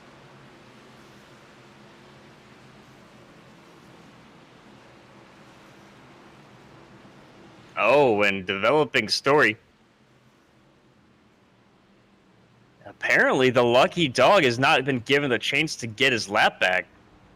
He's gotten to pass the leaders in the pace car, but they have delayed the caution. Okay, that makes sense. This might give Ty Ippolito a chance to pit. But yeah, the lucky dog of Brian Mabry. Yeah, he got the lucky dog. He's taking pit service now, but I'm not sure. They have delayed the green, though, so going to have at least one more lap of caution here. Yeah, and Mabry will be able to get off of pit road here unless he has some big damage repair or something. Yeah, he's out at 14.13 seconds. So Mabry going to get cleanly off of pit road. It's going to make Joshua Gaiman the first car one lap down. This is going to be crazy here because looking at where we sit right now, if I'm one of these cars that's at the tail end of the lead lap, I'm stopping again to top off for fuel. 38, a full fuel tank on lap 38 puts you to at least lap 63. Pits appear to be open. Ippolito is a taker. There is a green light there for him, and he is coming in. So he's going to get his fuel about 2 laps later than your leaders. Going to have to see if he can work his way around Gaiman and hope and pray that something spectacular happens to bring out a caution. I don't think he's going to get one, though. And I'm not sure what happened here, but Andrew Jones in the 64 is being scored as the race leader. I don't know when he would have inherited the lead. He did pit before the caution came out. He's showing his running 8 laps, so he had pit well before. We talked about having to make a strategy call up 12 spots from the time the caution came out. Lap 31 was the pit stop time, 14 and a half seconds. I don't think there's no way Jones can make it to the end because if he can only get to about lap 56. He's going to have to stop again, but so is everybody else with him. Who's going to make that call deep in the field? It looks like Mabry's the only car that stopped on lap 37 along with Ippolito. So nobody took the chance here. Nobody wants to get caught behind the lap cars and make that Alexander Rossi clutch and coast strategy call here on the road course at Daytona. Yeah, the lights are off on the pace car, and this race has just been full of, we always talk about it's a road course, you got left and right turns, but the twists and turns that this race has given us have been even more spectacular than the ones on the track. Yeah, we still have 30 laps to go here, so basically what amounts to a double stint, we'll say it that way, in terms of stage length. We went 16 laps for the first stage, and then another 18 laps to the end of stage number 2. We have 30 laps left to go here. Can any of these lead lap cars make it? Do you try the splash and dash late? Man, I don't think you can make the tires last 30 laps. We saw the trouble they had with these tires going 16 laps. Yeah, the question that I have is, if you're Ty Ippolito, how much did that spin that you had coming to the green checkered flag, how much did that cost you? The field checking up a lot right now in turn number 3. Yeah, they're going to make their way off of turns 3 and 4, hearing some issues potentially back in the pack as well. Still 20 cars on the lead lap and 30 laps to go. We're in for a dogfight here. I mean, that's all I can really say. Caution only been brought out by the end of stages. Incidents really only been single car spins, so anything can happen here the last 30 or so laps. Pace cars in, green flag back in the air. Jones and Hickson going to lead the field into turn 1. It is a gutsy call if you're going to try to make the outside pass. Little bit of a lockup. Big going wide there for the 12 of Caldwell. He's way off the racetrack. Couple of cars into the inside wall. That was Kritz getting caught up. Kritz up against the inside retaining wall. Oh, what a huge moment with the 47 of William Boysford. Oh, and he just got his nose chopped off there, and these guys are just fighting it out real hard. Talking about Ippolito, by the way, he's already passed 3 or 4 cars. He's still got a ways to go there, though, to get to Joshua Gaiman. Yeah, at the front of the field, things starting to settle down just a little bit. Jake Hickson, in fact, has gone quick sector 2, quick sector 3. So Hickson's starting to check out here over Andrew Jones. Dallas Pataska up to the 3rd position. Cameron Caldwell able to get back onto the racetrack in the 4th position, and Dakota Knoll runs 5th. The battle for the lucky dog is heating up, by the way. The 2 cars 1 lap down, Gaiman and Ippolito. Now nose to tail as they go through oval turn number 2. Down the back straightaway and heading towards the bus stop chicane. Gaiman able to hold on to the spot. Ippolito going to be all over his back bumper. And they're going to have also the 95, a Nolan Hodgson, right in front of them as well. Both of those cars going to come around Hodgson pretty cleanly. When does Ippolito make the move here? 3 wide up in front of them. There's a spinner off to the left as well. Trying to figure who that is. And oh, how does he keep that from getting involved in contact? I don't know how he saved that. I wow. can't that was. Oh, they're still trying to wad him up. Big wiggle out of Gaiman. On the apron is the 81 and Gaiman to the high side. Gaiman has absolutely no room to play with this here. This is so touch and go. Making turn 1 clean on the outside like that. Nice job by Gaiman. Ippolito with a whole lot of left side love in there. He's going to get the pass clean as well. Wow. We're right back to no. These guys know what's. I say these guys know what's on the line here, Chad. This is the 95 going around in the International Horseshoe. They know if the yellow flag comes, this is their last shot to get back towards the front of the field here. Way late on the brakes there was Ippolito. We're taking a look now at the. Oh, I couldn't tell who that was. That was a Steelers machine there. I had a chance to talk with the driver of Nolan Hodgson there, and he talks from talking to him before the race started. He said, he has to work his butt off in every practice for every position, and all the drivers in this series are so talented. He's got to work his way up through the field, as he is pretty far down in 17th position right now. That battle for the lucky dog is what's on your screen right now. Ippolito around the inside of Gaiman off a NASCAR turn 2, going to use the 81 as a pick. Gaiman fights right back, though. He's going to get caught up behind the lap car, so that's actually a lap ahead of them, Justin Boyles, that they're going around. That's how this whole sequence of connections and disconnections has shuffled things. But now Ippolito has the lucky dog. I don't know that it's going to matter at this point, though, because you still now have to get that full course caution. Yeah, I don't know that we're going to see one unless something spectacular happens. Ippolito trying to work his way up through the field. He's already passed about a dozen or so cars, it seems like, as he's halfway through this long freight train that's working their way down turn number 1.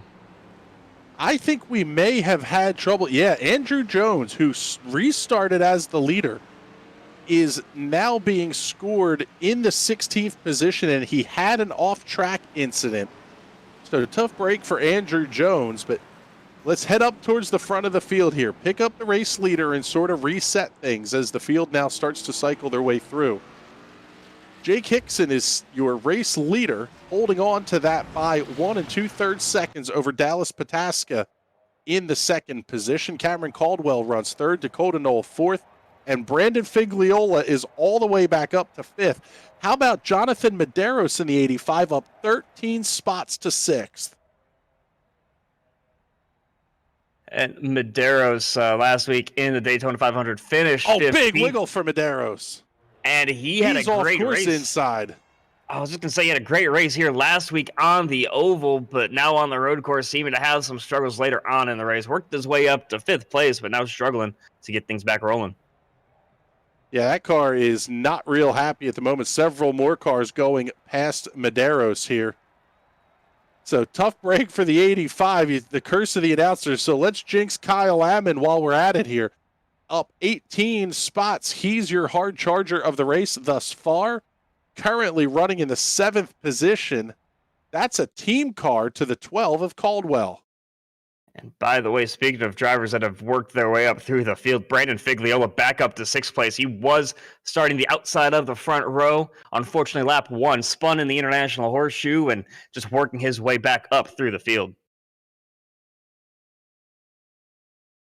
Yeah, this race is turning into an absolute mess here the longer we go, but this is the fun. This is quintessential road course racing, especially for the NASCAR Cup cars. You never quite know who's going to be at the front, who's going to have an issue. The slightest little mistake can spoil your day completely, as we saw for Andrew Jones. And has Ty Ippolito had another connection issue? We're seeing multiple drivers now starting to have connection issues once again.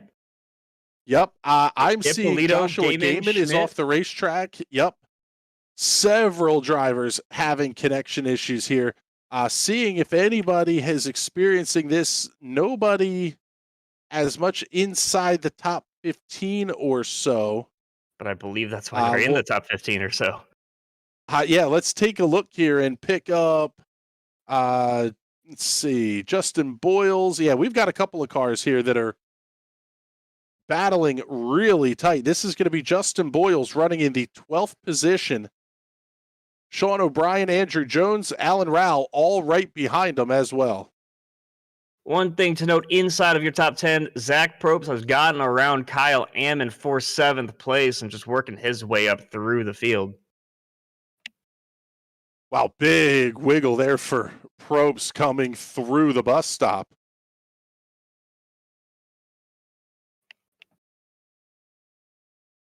Coming off of turn number 4 for the NASCAR side of things. Ammon right up on the back bumper.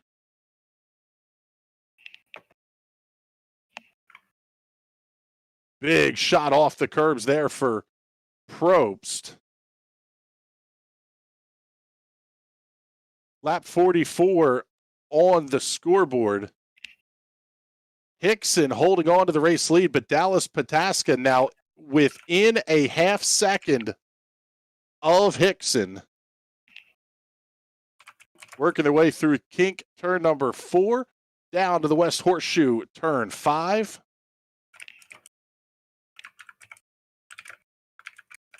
That gap closing ever so slightly. Pataska able to hold on to the inside lane of the Horseshoe. Gets the good drive off the corner. Going to try the same thing into turn number 6, but it's just not going to work. Hickson able to open the gap up to almost 1 second. Cameron Caldwell holds on to third here. Is trouble. Several cars having issues, and quite frankly, I can't believe we haven't seen a caution flag yet. Lots of cars having trouble here on the racetrack. Yeah, something happened to Dylan Kritz. Dylan Kritz battling for the lead now all the way back. I mean, he's just dropping positions left and right down to 15th right now. Yeah, I'm going to try to pull up the replay on my end here. Kritz was actually already back. Oh, man, big shot for Jones in the 64. Locks him up. Oh, and kicks it right into the side of the 36. He's going to keep banging doors with a 15 as well. Yeah, the day's gone from bad to worse here for Dylan Kritz, now running in the 13th position. Kritz, in fact, on pit lane. Okay, oh, there we go. Now get the timing and scoring reset on our end here. The lead is growing for Jake Hickson, though, up to 1.2 seconds, and Cameron Caldwell still 5 seconds back, and then he's got a huge gap up behind Dakota Nolan Figliola. Yes, we'll take a look here at the number 55 of Dakota Knoll. He's going to have Figliola within about a second or so, a little inside of 1 second as they make their way through turn number 4. The battles throughout the top 5. This is going to be one of the better ones here, as it's a full second now from Hickson to Pataska, 5 seconds from first to third. This race 14 seconds behind your race leader as we work lap number 45. Only half a second between Dakota Nolan, Brandon Figliola. Figliola, we talked about him, all charging through the field. Would be interesting to see where he would be if he didn't have those issues on lap number 1. Yeah, I would imagine. Well, at this point, you can't even say where the issues would have been or what you may or may not have had, because even with the issues that Figliola had, him getting back up to where he is, he got a ton of help from cars that had the connection issues. So Figliola could theoretically be running anywhere from 1st to 18th at this point.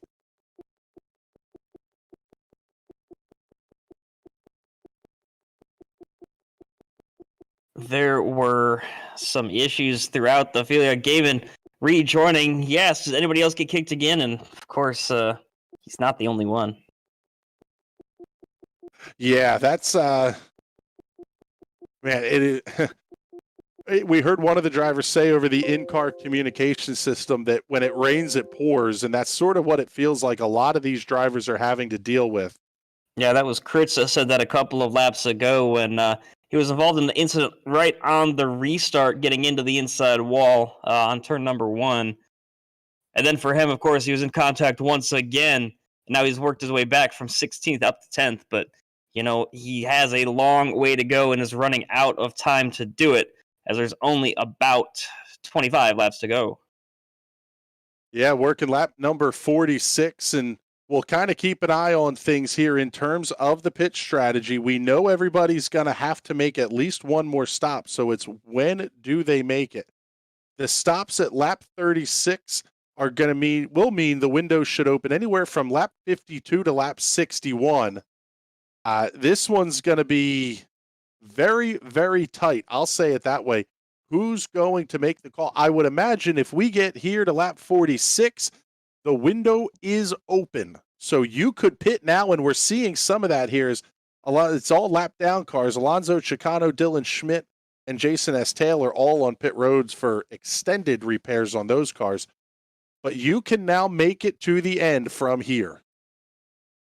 The window is open, but who's going to take it first? I think one thing to note, Ippolito, I think he's back on track now, yes, but he has lost another lap. He's now 2 laps down. Yeah, everybody that's 2 laps down is basically out of contention here. It's going to be someone from 19th running Andrew T. Jones all the way up to Jake Hicks, and that's going to be your race winners here. At this point, like we said, it's going to be who elects to make the pit stop. Does someone try the undercut move? I think it could work here. Might be a little bit early for it, but you're going to see someone put fresh Goodyear Racing Eagles on their car and make up a ton of time. Last week at 1 to go, Dylan Kritz had the lead. Unfortunately for him, he had the lead once again today, but issues for him now up to 9th position. Guy who took the check flag, Ippolito, we've talked about him all race long, now 2 laps down. Figliola, he finished 3rd last week. He's now running 6th position. Jason Chambers, is he even racing today? I don't see him on track. Yeah, he is. He's 11 laps down. 28th out of the race. Not seeing that car turning laps right now. Now, I'm not sure if that's an incident issue or a connection issue. But yeah, Jason Chambers not out on the racetrack. Looking at let's take a look here and see if we can see the pit lane, kind of the delta time is what they talk about here. What your total time is on pit lane. You're talking at least 40 seconds. So if you are, I would say 11th place Sean O'Brien, 12th place Justin Boyles, that ability to get on and off of pit road and pick up time on the race leaders, that window is starting to close here just a little bit.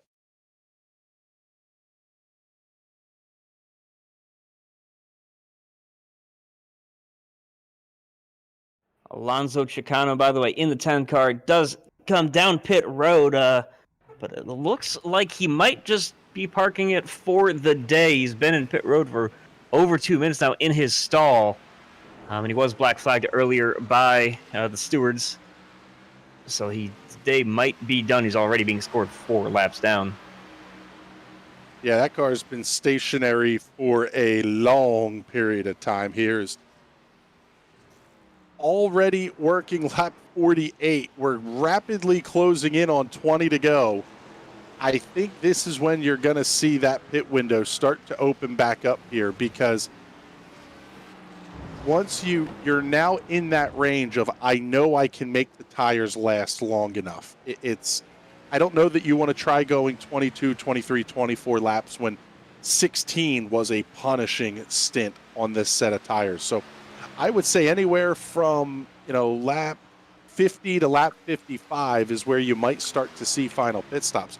If you're the race leader, I am extending this as long as I possibly can until you get into lap traffic. Is there you see Jake Hickson making his way through the bus stop chicane and up onto turn number 3 of the oval. He has almost nobody in front of him at this point. It's a sizable gap, and I would just keep running it. If I'm Hickson, this race is comfortably in hand. Dallas Pataska is going to be there, but, outside of one lap car ahead of him, there's nobody close to the leaders at this point. No, you've got 9 seconds back to third place, 17 back to Boysford in fourth. And wow, a lot of the battles that we saw that were very interesting early on have kind of fizzled their way out. Not too many great showings here as Hickson starts to run away with it. I'd say the closest grouping on your lead lap at least is going to probably be, the 2 seconds between Boyles and Anderson? Other than that, best battle we got on the racetrack. Brandon Figliola just coming around Sean O'Brien in turns 3 and 4 of the oval. Figliola picking up the 10th position, and it's only about another half second ahead to Dave Fuge running in the 9th position.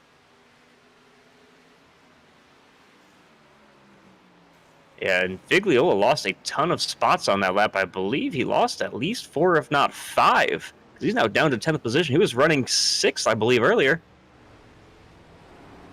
Trying to see where people had issues. This has been he dropped sort of a mess spots even on that for lap. time. Oh yeah, let's see. I'm seeing a potential issue here for Figliola. Let's try to see. I'm trying to pull it up on my end, and looped it off the International Horseshoe. And that cost him 6 spots. So, that's what dropped Figliola back to the 9th position. Everybody in the top 7 has advanced positions from where they started this race. Jake Hickson, the race leader, is up 3. Dallas Pataska, who runs 2nd, is up 4. Cameron Caldwell in 3rd is up 7. William Boysford has very quietly hung around the front of this race. He's been in the top 5 just about the entire night. And Dakota Knoll is up 3, running in 5th. Zach Probst up 9 and 6th. And Kyle Ammons, still the hard charger, up 18 positions to 7th. Yeah, if you're Dylan Kritz, you're the first driver on track that has lost positions. He's gone from 3rd to 8th, but still getting that top 10 finish. And that's going to help him a ton in the points standings. He might actually inherit the points lead because of the issues that Ippolito's having after the first race of the season. Yeah, you have to take into account the stage points and some of that kind of stuff as well. But when you look at it from an overall perspective here, Ippolito is running 19th. It's 40 points for a race win here, and a pretty sizable gap here to Ippolito. And Hickson's going to have the bonus points that come along with the stage wins and where you place in the stages. So we're going to have a very, very tight battle heading into next week, that's for sure. And a huge lockup there that you see for Dylan Kritz. There's a lot of damage to that race car. He's now side by side with Kyle Ammon for the 7th spot. Kritz going to get the move made and cleanly done into the kink. Nice pass there. Really going to have to get on the binders hard here. Man, I love to watch Crits drive into the West Horseshoe like that. He goes deeper on the throttle than just about every other driver in the field here. Really, really aggressive out of Dylan Crits. And yeah, and then of course he locks it up in the next corner. Unfortunate for him, going to cost him a little bit of time. But he pulled out enough of a gap in that West Horseshoe that he was not really impacted by it very much at all. By the way, next week we will keep things here in Florida, but finally we leave Daytona, heading over to Homestead. We will be live once again Saturday night at 8 p.m. back here on JCTV once again. Yeah, another JCTV telecast back to the ovals. Homestead Miami Speedway lost the NASCAR finale date 1 year ago and has moved into an early season Florida swing. That place you can run high to low. Kyle Larson will run that place in the real world about as close to the fence as anybody. I actually saw a really neat video that Anthony Alfredo put up about how to use the outside wall to your benefit.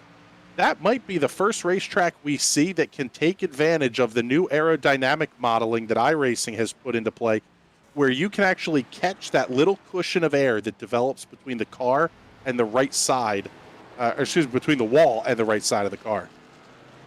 And of course, a little bit of a good sportsmanship there between Probst and Chris. Chris was catching Probst by a lot, and he got right. Probst just let him by going into turn number 1 for the 6th position. Yeah, once again, discretion, the better part of valor. Give up one spot to a guy who's very clearly burning off his tires, and keep yourself in the fight here inside the top 10. I don't know, Chad, if you have the results from last week here, but this being our first season calling the Galaxy Cup, something tells me we have some unfamiliar names at the front of the field this week. Say Hickson, of course, finished in 9th position last week. Dallas Pataska all the way back in the field. He was 132 laps down, finishing 36, and I think he's getting more comfortable here at the front of the field.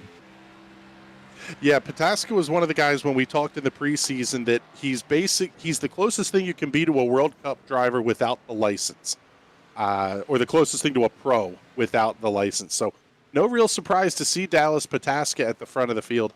And my pick, Cameron Caldwell's looking pretty good here. The road course ace is starting to show his prowess just a little bit as well. Yeah, he finished 8th position last week in the Daytona 500 and really showing his stuff once again today. Just clearly picking his way through the field from 10th all the way up to 3rd. Working lap number 52 here, getting a look at William Boysford on your screen, currently running in the 4th position.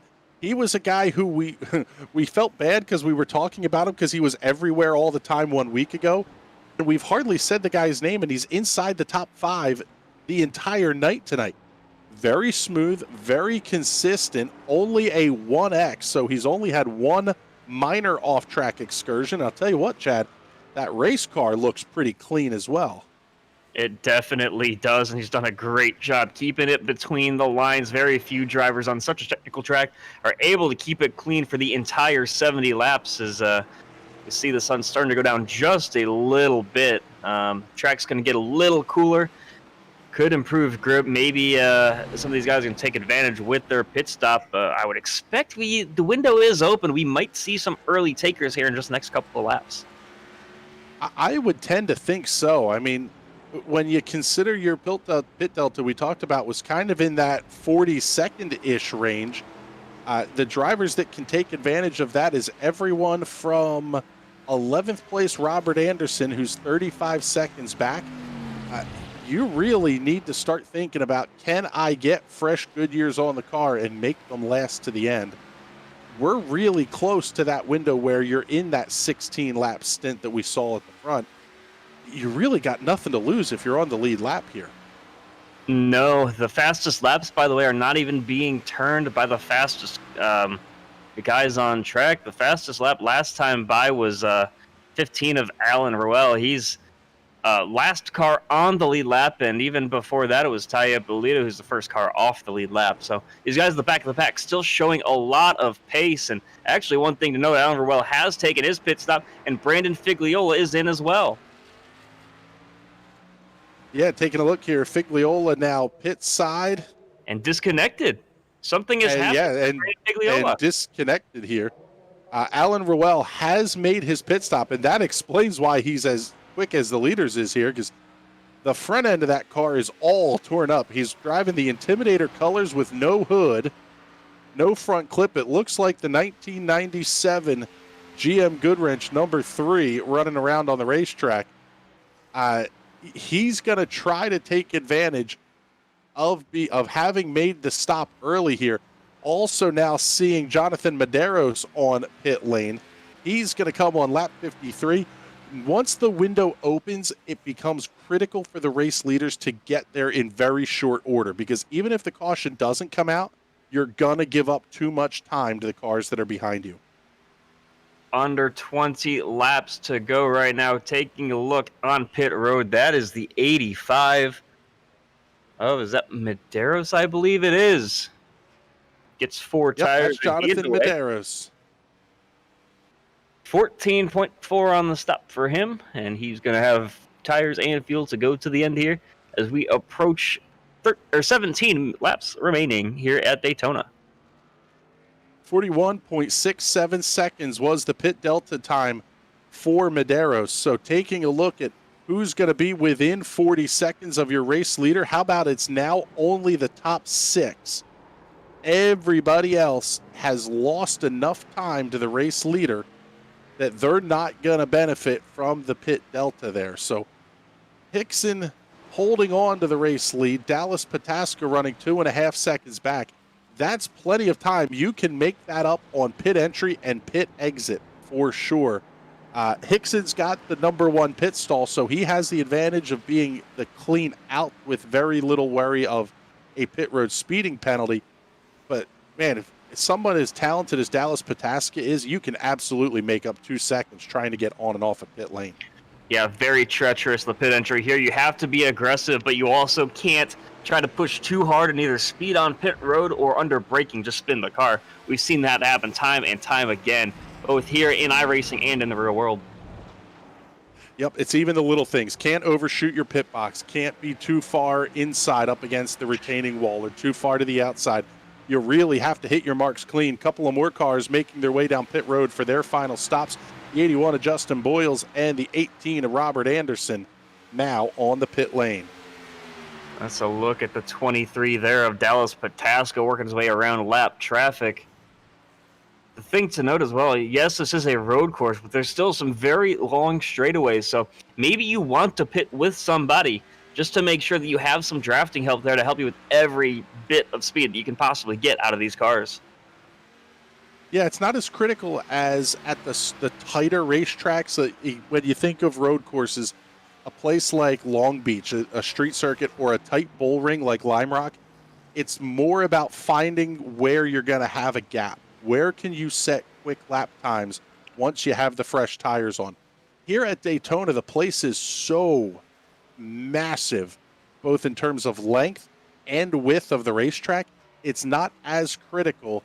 Maybe it can be beneficial to have somebody that you make sure you can get a little bit of a tow. The gap is growing for Hickson over Pataska. It's now grown to 3.6 seconds. It was 2.2 just a lap ago, and just a huge mistake there just from Pataska losing a ton of time. 156.8 for Hickson last time. Then it was Pataska 157.7. First stop amongst your early race leaders, Dylan Kritz now on the pit lane. He's going to make his final stop here on lap number 55. Also, Zach Probst and Sean O'Brien going to make their way into the pits as well. I would imagine Kritz is going to have some damage here. He's already over 27, now 28 seconds of pit stop time. So the required damage repairs are going to hurt Dylan Kritz. He's making his way out. Kritz's stop, even with the required repair, 14.13 seconds. Quick time on the pit delta at 38.87 seconds. Probst and O'Brien making their way off the pit lane. 15.15 for Probst, 14.63 for Sean O'Brien. Kind of surprised to see Hickson doing so well with the damage to the back end of that race car. Of course, that was suffered on pit road in some contact as he goes through the chicane for, I believe, what's going to have to come to one of his final couple laps. He stays out this time, but when is he going to come in? Everybody behind him started to work their way down pit road. When does he do it? Pataska staying out as well. Cameron Caldwell, he just took to pit road, and I'm sorry, he is just well behind. I thought that he had come to pit road with the lack of speed that he had, but no, he is still out on track running in third position. Yeah, William Boysford now making his way down pit lane out of the fourth position. He's going to make his final stop. Also, Dakota Knoll heading down pit road.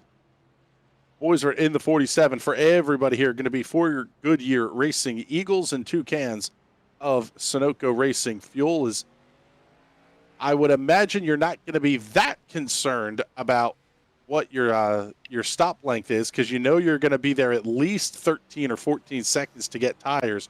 So the fuel fill is not going to be a real consideration there. Boysford makes his way off the pit lane. Now it's the in laps and the out laps. How quickly are you able to get off of pit lane, get those tires up to temperature, and really start cranking off some laps? That's the only hope for these guys like William Boysford, Kyle Ammon, Dakota Knoll. They really need to make the big hustle here.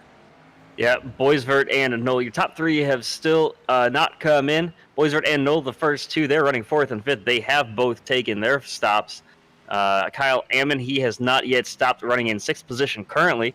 Dylan Kritz, he came in 2 laps ago. Dave Fuge Jr. on pit road right now getting his service. Just about everybody back behind with the exception of Nolan Hodgson.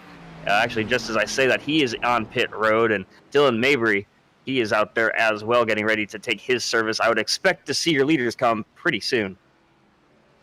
Yeah, at this point, you're in the danger zone. If you're one of the race leaders that you have not made the pit stop, a full course caution will allow everyone to catch up, and Dallas Pataska is going to jump on board that train here. The 23 makes his way down pit road for his final pit stop of the night. Also, the 12 of Cameron Caldwell making his way down pit lane. Pataska hits his marks cleanly. Crew gets around to the right-hand side. Carjo goes up in the air. 1.5 pumps on the jack. Right side's down, the round to the left side. They'll put 4 Goodyear Racing Eagles, 2 cans of Sunoco fuel. And that number 23, he's down and away in 14.15 seconds. Caldwell finishing up his service, and he's going to be out here in 14.2 seconds. Now it's just down to your race leader, Jake Hickson. When does he come into pit? One thing to note, William Boysford, he pitted just a lap before these guys. He has got the chance. He might actually make up a spot. He's pushing very hard. He sees Caldwell on the other side of that pit exit wall. It's going to be very close between the two of them. Making up a ton of time on pit road is going to be William Boysford, but he's going to remain in fourth position. The difference here is Boysford has warm tires and a setup that has started to kind of feel its way into him here on this last set of tires, while Cameron Caldwell is running around on ice-cold Goodyears at this point. It might be good in the frosty beverage department, but not so much in the tires section here. We'll see. Boysford is closing the gap just a little bit, making up about a 10th off of the West Horseshoe and down to turn 6. Slowly but surely gaining on him is Boysford, hard on the throttle. Can he stick the transition? He does, all the way up to the top of the racetrack, now working his way back down, doing everything he can to try to catch the draft of Cameron Caldwell. We'll have to see how deep he goes on the brakes heading into the bus stop chicane. Now the clock is running here. Jake Hickson, the race leader, is on pit road. Dallas Pataska, who runs in the second position, making his way through, looks like, turns 3 and 4 of the oval. He's got to get the chicane done. We may have a change in the race lead here. It is going to be incredibly tight. Pataska down the front straightaway over the start-finish line. 13.65 seconds for Jake Hickson on pit road. Man, this is going to be way tight on the exit here. There you can see. And he's got Pataska it done. on the pit exit. Pataska is just gone. He is about 10 or 15 car lengths in front of Jake Hickson at the moment. Yeah, that undercut, and I mean, you look at the pit lane delta times, it was 38.25 seconds total time on pit road for Dallas Pataska, 38.87 for Jake Hickson. It was only 0.6 of a second as a big lockup out of Hickson in turn 4, coming off of turn 4. That was an incredible outlap for Dallas Pataska to make up that much ground. Yeah, the interesting note there is that Hickson actually has the better pit stall closer to pit exit. But the thing is, when you leave pit road, you still have to be very technical with the car in terms of where you pick up the throttle, because if you pick it up too soon, the back end steps out just a little bit on the cold Goodyears. There's a wall right there waiting to greet you. It's a very, very tight pit exit. Yeah, the pit exit is tough, and actually we even saw Hickson lock it up and have a big moment in turn 4 on his outlap.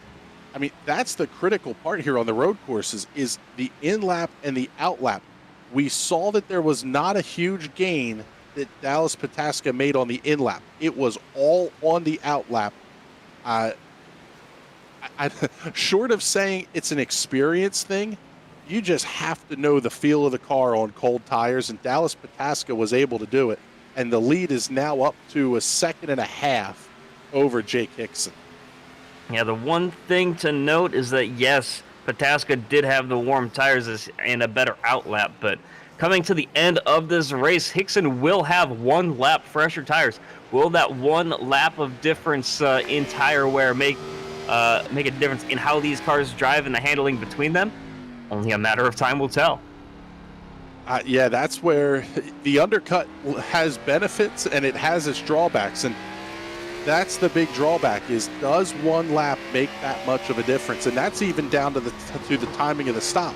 If they had come on lap 55 and 56, that's a completely different story. I mean, Hickson is closing in a hurry here. The lead is now less than 1 second. He benefited from the draft in 3 and 4, and you can bet with a clean turn 5 and 6 here, he's going to get a huge tow down the back straightaway.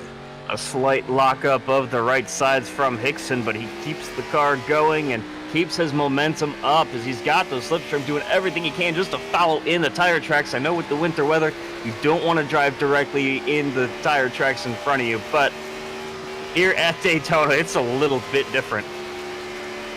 Yeah, that's right. It's about squaring up your front bumper with the back bumper of the car in front of you. And ladies and gentlemen, this one's going to get good here. The lead down to 0.75 seconds. Hickson very quick comparatively through the bus stop. That lead is going to shrink even more. We'll have to see what happens here. The slower corners, I feel like, are where Hickson has the advantage. Maybe that back end being bent up just a little bit, it's going to create a dam of air pushing on the back of the car and really going to help with the downforce. Man, they're tight. You're not measuring in tenths now. You're measuring in car lengths. Call it 3 this time by the start-finish line. 10 laps to go here at Daytona. And with the closing rate of Hickson on Pataska, the question isn't if he's going to get the move done. It's going to be when is he going to make it, because you know that he's got the pace for it. He just has to find when the door is left slightly open, and he decides better of it in the first International Horseshoe. He has the pace. How about he's got the fastest lap of the race? 152.703 for Hickson last time by. A full second faster than Dallas Pataska. Hickson clearly not happy with coming out second. Now it's a matter of channel the aggression, get the red mist out of your eyes. Big wiggle out of Pataska, and Hickson's there out of the West Horseshoe. That wiggle is why I said, I thought it might completely come around. A great job catching it from Pataska, but can he keep it here? He is right there on his Hickson. He's going to try to take a tighter line going up through the oval section of the course, and he might slingshot to the outside. Is he there? No, not yet. Couple of team cars making their way off of turn 2 with an NASCAR oval. Hickson's right there. He peeks, shows the nose just a little bit, lets Pataska know he's there. Now, obviously, these guys are watching the relative, and Chad, you've been in this scenario before. You can see the car coming now. Hickson is clearly in Pataska's head. He knows he's there. It's a matter of, are you thinking, when is this guy going to make the move? I think you might be overestimating my driving style just a little bit. I'm usually not the car in front. I am usually the one trying to catch and push too hard and make the mistake myself. But regardless of that, Hickson has actually lost some time. He's now back to 6/10 behind. Yeah, you can measure the gap in tenths again. We're not really looking at the car lengths here. In fact, it was a quarter of a second difference. Both cars in the 155, so a full 2 seconds slower than the last time these cars came across the start-finish line at the World Center of Racing. But down to 9 laps to go here in this one. Lap traffic sort of coming into play here. Nice, clean pass around the 98. These guys are going to put on a heck of a show here, but what's the rule? Don't wreck your teammate, right? I mean, it's early enough in the season with the way that these guys are racing and dominating the show on the road course. I feel like even if Hickson gets the win here on Pataska will surely have a shot at the next road course. Great look from the onboard there. We saw Jake Hickson. He is absolutely got 2 big old fistfuls of steering wheel trying to work that car. He's closing back in, but the close lasts right now at about 0.3 of a second. Hickson gonna, it's almost like you just have to take a lap or two and let the tires kind of cool back down a little bit. Don't overcook them. You know you still have some time.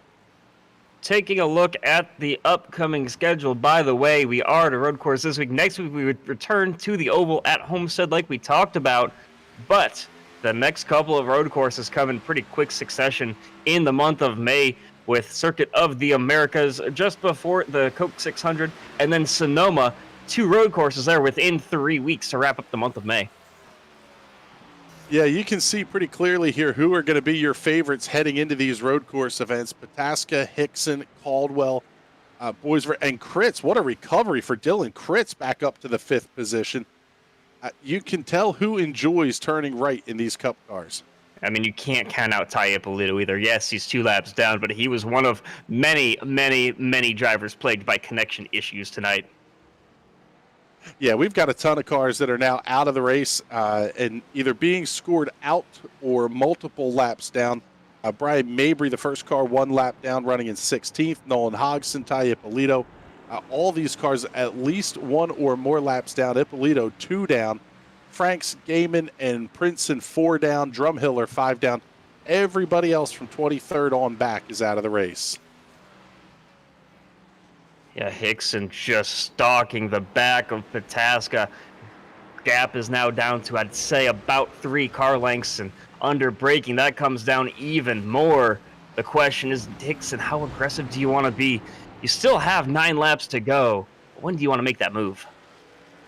You know what? If I'm in Hickson's shoes, I want to get the lead as quick as possible and control the lines. That's the biggest thing when you're on the racetrack here, is don't give the person in second an opportunity to get around you. So, for example, when you're coming down the back straightaway here, don't leave that inside open to let the dive bomb come. You know he's going to try and attempt to pass somewhere. You're doing your best to control the racing line and force them to go around you the hard way. Oh, as Hickson got up into the outside wall there in NASCAR Turn 3. Yeah, that was very close, and his exit of the bus stop has not been the cleanest the last couple of laps. That's where he's losing all of this time. He gains just about everywhere else on track, but my goodness, that is not his favorite part of the course right now. There's a lot of drivers that have trouble with the bus stop. They can get through every other corner on this race course clean. The problem is the bus stop just looks so inviting. It's big, it's wide.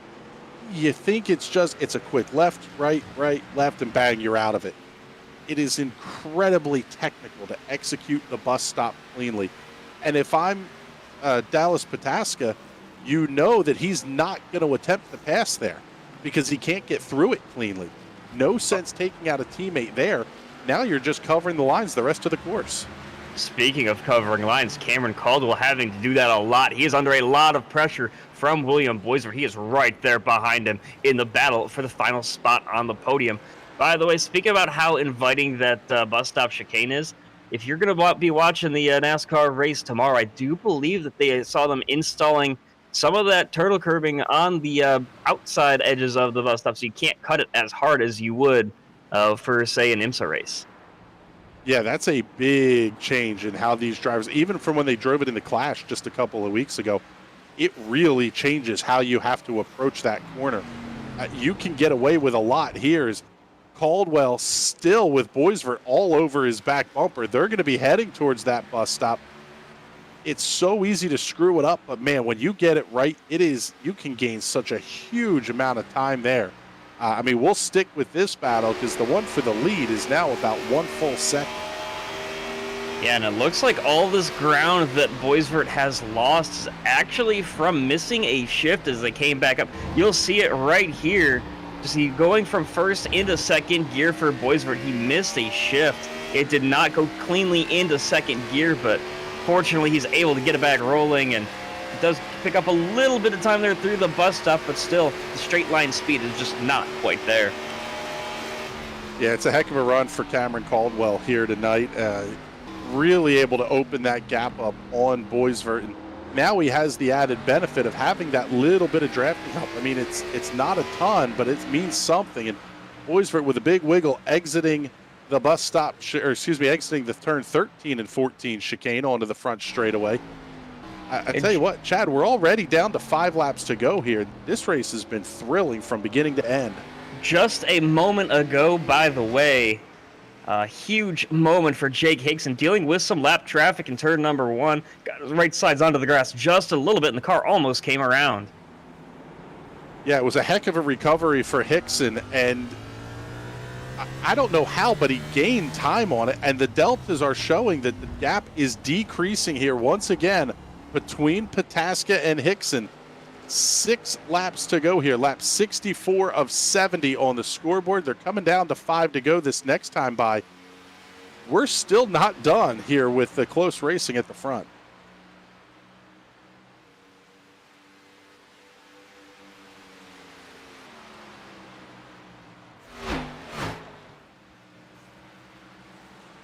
Jake Hickson just backed her stock. You talk about the gap that was growing. It's now closing between Pataska and Hickson going through the bus stop chicane. He is right there trying to make the move. Yeah, we're down to 1/3 of a second here through NASCAR 3 and 4. May have some trouble here for Caldwell. Looks like everything's cleared up on that car. Through that 13-14 chicane one more time. They're going to get the 5-finger salute here at the flag stand. 5 laps remaining in the Galaxy Cup 70 here from the Daytona International Speedway Road Course. And we're now down to, again, let's call it car lengths. How about 2 as they make their way off of turn 1? You might be correct on 2 car lengths, but your math is just a little bit off. You said 5 fingers. It's going to be 6 laps to go. That just means 1 more lap of exciting action. Yeah, I guess so. I'm seeing, yeah, they've completed lap 64. Okay. So, excuse me, I'm choking on myself 65 over here, Lee. It's all right. You said a lot of words. It's time you get some mixed up. Working away off the West Horseshoe. Half-second lead, and the gap continues to shrink here as Pataska holds on to the lead. It seems like, I don't want to say that it's a cat and mouse game a little bit, but it's almost what it feels like. Hickson starts to close in. Pataska opens the gap back out. Hickson closes it back in. Hickson never really gets close enough. I mean, he's down to 2 car lengths here through turn 2 of the oval. You're still not close enough to attempt the pass as we go on board with Jake Hickson. I've never understood this term, but if you're Dallas Pataska, you really have to try to figure out who is in the catbird seat, because it's a cat riding a bird. I don't exactly know. Is there a seat on top of a bird for a cat to ride? But anyway, Dallas Pataska just trying to hold the lead. Hickson right there behind him. through turns 3 and 4 of the oval, and now this time they'll get the 5-finger salute once they get through the 13-14 complex here.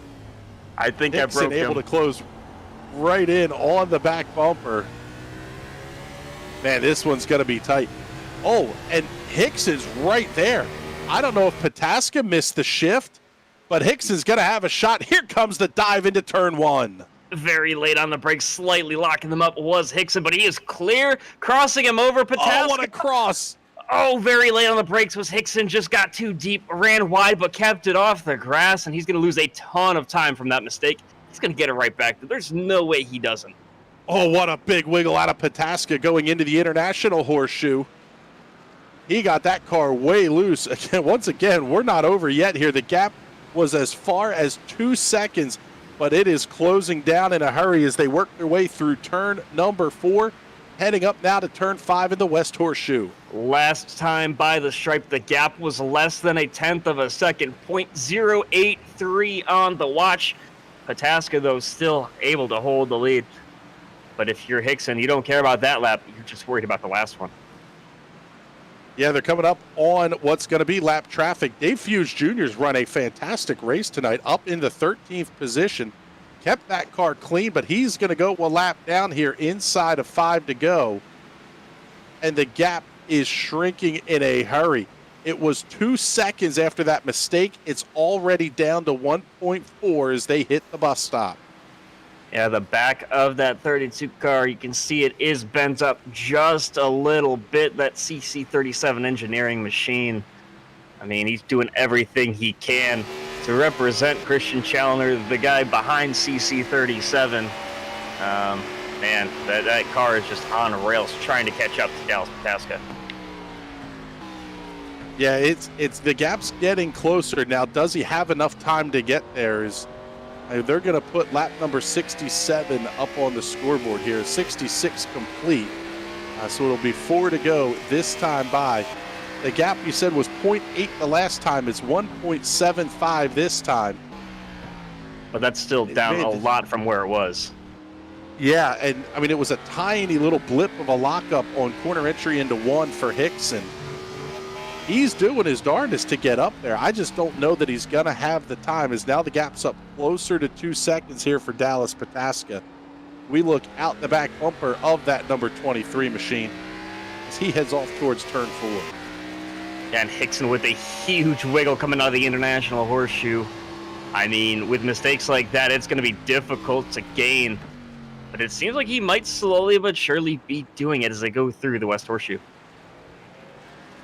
Yeah, we'll see. I don't know if Jake Hickson overcooked the tires there or what. I mean, he put a workout into those tires going into 1. And Pataska left him a ton of room. That was probably the move of the race for me, was Dallas Pataska seeing that coming, getting way off the throttle, and being able to execute that cross-under move absolutely perfect. There was not more than a couple of inches between their bumpers. And it could be the winning move of the race there for Dallas Pataska. Yeah, being able to kind of see that coming, keep yourself out of danger. I don't know how there was not contact between them, but in the end, it really did pay off for Dallas Pataska, leaving that much room to the inside.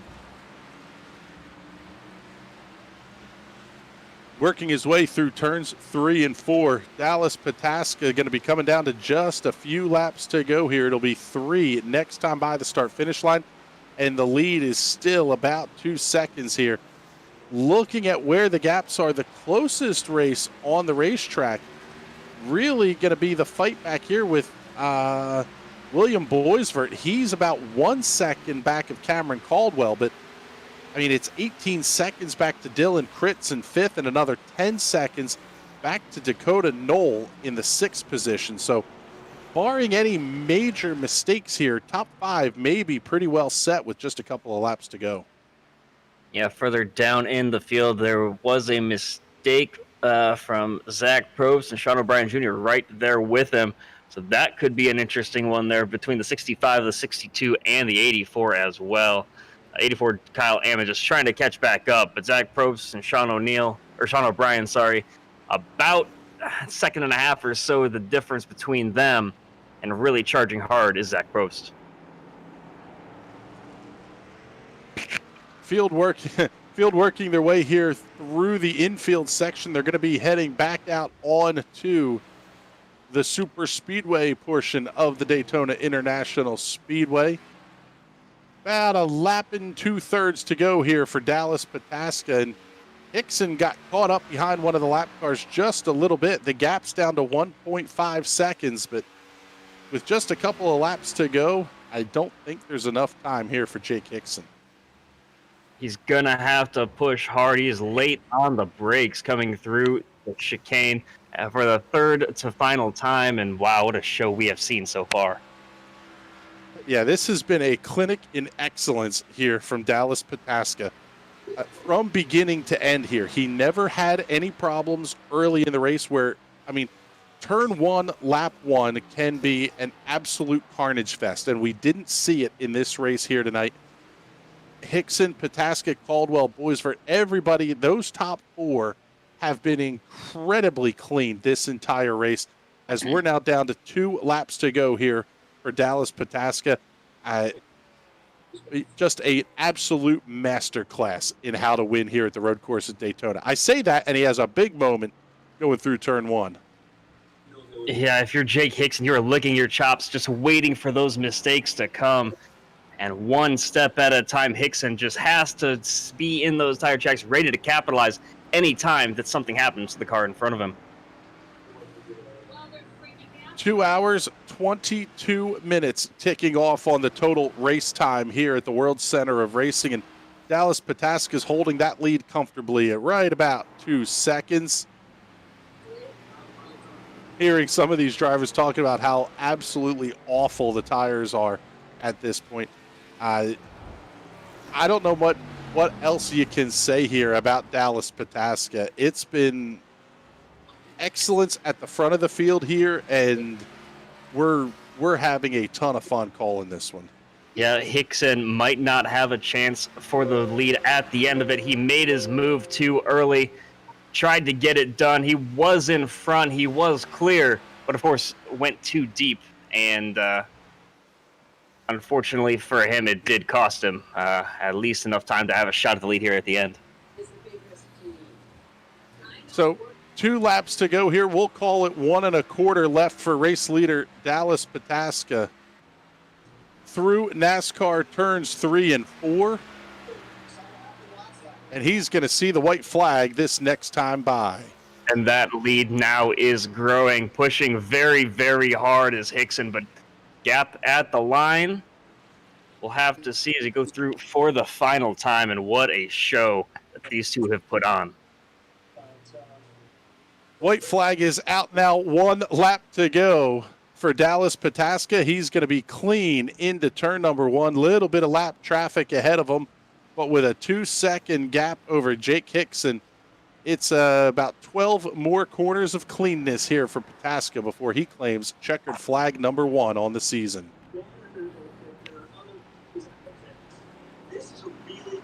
And a great job by Dallas Pataska all race long. We talked about his struggles last week, involved in an early incident, and finished 36 out of 38 cars. Meanwhile, Hickson didn't really contend for the lead at the end. It was a 4-car fight, but he did maintain a top 10 finish for him, and he's going to go back-to-back with 2 top 10s to start the season. Working off of turn number 6 for the final time is David Pataska and that number 23 Chevrolet Camaro. Team car, but it's a Ford Mustang, and Jake Hickson running 2 1/4 seconds behind. 22 seconds back to the 12 of Cameron Caldwell, but this has been all Dallas Pataska here tonight. Through the through the bus stop, 1 final time. Left, right, left. Clean all the way out. Just a couple of more corners left before Dallas Pataska claims victory number 1 this season. It was 2.3 at the line. It's 3.3 now. Little mistakes on the Hickson as he tried to just push too hard, losing a ton of time. I think his tires are shot as they go through the final couple of corners for the final time. through turn 14, clean behind one of the lap cars, checkered flag in the air. Dallas Pataska picks up the win here in the Galaxy Cup Series Daytona Road Course 70. Jake Hickson going to follow along 2.25 seconds back to claim second position. Looking for the 12 of Cameron Caldwell. He's working his way through that final chicane now, and the final spot on the podium goes to the number 12, Cameron Caldwell. Boysford's going to sit right behind him in line and take fourth. What a fight from Dylan Kritz. He was leading earlier on in the race, and now with his beaten and banged up car, he's going to take home a top 5 finish, as Dakota Knoll, still well behind, sits primed for a top 10 finish, getting set for the final time through that chicane, and he is going to take the 6th position. 7th place will belong to Sean O'Brien. He's now working his way through the bus stop here, and a lot of the cars have taken the checkered flag already. Several here, though, still on the lead lap waiting to finish. 65 of O'Brien through NASCAR 3 and 4. He's going to have to get cleanly through that chicane, and Sean O'Brien will pick up the 6th position tonight. Right behind, locking up was O'Brien, but able to keep things clean because Zach Probst right there, ready to take advantage of a mistake if one was made. It wasn't enough from O'Brien. Probst is going to take home 8th, and Kyle Ammon right behind through that chicane is going to wrap up 9th place. And 10th place, still well behind these guys, is Justin Boyles. He's going to wrap up your top 10. Yeah, one of the final cars to get through the one of the final cars to come across the checkered flag actually is going to be 11th place running Robert Anderson. Yeah, there's considerable He's damage going to to the be right rear of just his finishing car. up. He actually finished just ahead of the race leader, or race winner, Dallas Pataska. So hopefully we're going to be able to talk to a bunch of these drivers here in just a moment, but once again, we'll kind of run through the final results for you here. Dallas Pataska comes home first. 2nd belongs to Jake Hickson. 3rd, Cameron Caldwell. 4th, William Boysford. 5th, Dylan Kritz. 6th position, Dakota Knoll. 7th, to Sean O'Brien Jr. Zach Probst in 8th, Kyle Ammon 9th. And Justin Boyles rounds out the top 10 as Dallas Pataska starts doing the donuts in the infield. Yeah, the lawn crew not going to be happy about that one, doing donuts on the Daytona logo, but in 11th position, the final car on the lead lap was Robert Anderson. 12, Jonathan Medeiros 1 lap down, followed by Dave Fuge Jr., and then Alan Orwell, Philip Loy, Brian Mayberry in 16th. 17th was Nolan Hodgson. Then Ty Ippolito, the first car, 2 laps down in 18th. Of course, he had those issues that we talked about all race. Joshua Gaiman in 19th, wrapping up the top 20 is Kevin Franks, 4 laps down. Also 4 laps down in 21st place is Alex Princeton. 6 laps down, Randy Drumhiller. 23rd, 19 laps down, Brandon Figliola. Andrew Jones in 24th, 23 laps down. 25th, Alonzo Chicano. Dylan Schmidt, 26th. 27th to David Duke. 28th, Jason Chambers. 29th, Jonathan Elardo. And 30th, Jason Taylor. And 3 final cars that had plenty of issues throughout the race. Joshua Campbell, 31st, 44 laps down. Then Brett Bennett, 49 laps down. And Cody Luke said that he had some technical issues with his machine, so he finishes only 2 laps of today's race. So we have our top 3 finishers here. We'll head down to Galaxy Cup Victory Lane, and we're joined now by Dallas Pataska, our race winner. And Dallas, how was that shootout in the last handful of laps with Jake Hickson? I mean, he had a clean shot at you going into turn 1. Yeah, it was very exciting, probably to watch more than it was to race. But I knew my only chance at actually holding him off was to be in front of him after the final pit stop. Him and some others just came up, showed up better cars, went a little bit better path on the setup this week, and showed up, did a great job driving. So, yeah, it was intense, but right things happened my way, and here we are. Yeah, it was a clean run there through the final pit stop, and one of the things we talked about on the broadcast here a little bit was it was a pretty epic outlap on that last pit stop. Was that really what you felt made the difference in getting you guys um, ahead of Hickson? Because the deltas on pit road and the pit stop times were really close. Yeah, there's definitely a good chance at that. I think it was within 2 seconds when he came out. So yeah, I really had to hustle it around, and on top of that, I know that he was going to have fresher tires once he did pit, so I really had to make use of what I had when I had it. So yeah, hustling that outlap was important to setting up the win for sure. By the way, our Well, producer Josh, you were his pick to win. How does it feel knowing that us up here in the booth definitely have confidence in you this early in the season? Oh well, it's good to know we're choosing correctly early on in the season. So hopefully, I'll have more picks to win, and the rest of my teammates as well throughout the season. Yeah, not the best Well, result for you last week, by the way. How does it feel to turn things around from finishing third to last and now taking the top spot?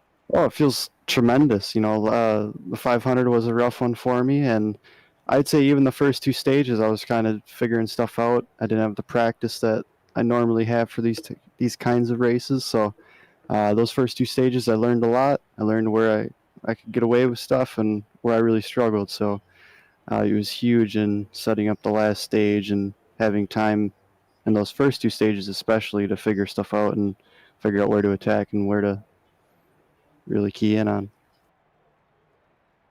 Well, Dallas, it was a fantastic run to pick up the win tonight. You gained a handful of spots in the process.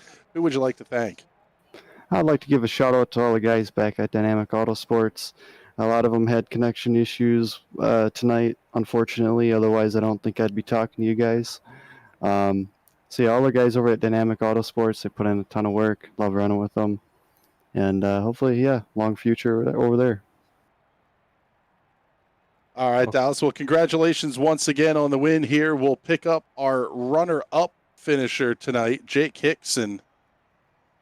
Jake, this was a race that you seemed to have in hand until that final pit stop. Was it just a matter of the outlap, or was there something else going on that put you back just a little bit behind Dallas? Well, I think there's a little bit of everything. I think my outlap kind of hurt me. I think going in underneath them, I think lap 65 or there, going into one, I think heated up the front tires a little too much, and that kind of really hurt me there. So I think it was just a little bit here and there, and that's what really killed me overall. But I'm really happy for Dallas. I'm glad he got the win. It was a lot of fun to race with him. I thought, especially before that first pit stop, I had a 3-second lead there, and I thought, and I was pulling away from him, and I knew he was having trouble exiting. So I thought I'd get lucky, but I think the track pulled off a little bit too much for me and helped him out a lot. So, but that's just the way racing goes, you know. It's just that's how it goes. I'm really happy for him and happy for me too to come away with second place here. It was a great racing day. That's great points day and just a great day for racing all around. Yeah, talk about that move for the lead that you had that unfortunately did not play out. It looked like you just got in very deep there. You had him clear, but he crossed you back over. Was that the optimal time to do it, or you just kind of figured if you didn't make it then, you wouldn't have another shot? Yeah, I mean, I knew I felt like I had the run into one, and honestly, I was thinking about it as I was waiting to come in here, and my answer is, you don't get to practice those moves at all. You never think you'll be in that position in practice, and I never really practiced that line and coming in that way, and sure enough, I messed up. And Dallas is Dallas. He's really good, and he was able to not clean me out, which I was really thankful for, because he had every chance just to turn me right there. So he checked up enough, so he saw me coming and let me make my mistake, and that's just the way it went, but that's how it goes. 20-second gap back from you to third place. With a strong showing like that and having more road courses on the season, do you think that plays into your favor as the season winds on? Maybe, I don't know. We'll see. I mean, Daytona here isn't. We had this NIS race. We have in the official series too. We have these races, so I think it's just we had plenty of practice, plenty of time to set up for this race. So I I don't know if it'll pay off like it will from future races, but I hope it does. You know, I hope it's a good sign. But I think maybe when next road course comes around, maybe everybody will be a little bit better suited for it, since this is the first one that we have, and everybody will have a little more practice for the next one. As I wrap things up here, anybody you want to shout out, any sponsors or anything you want to thank?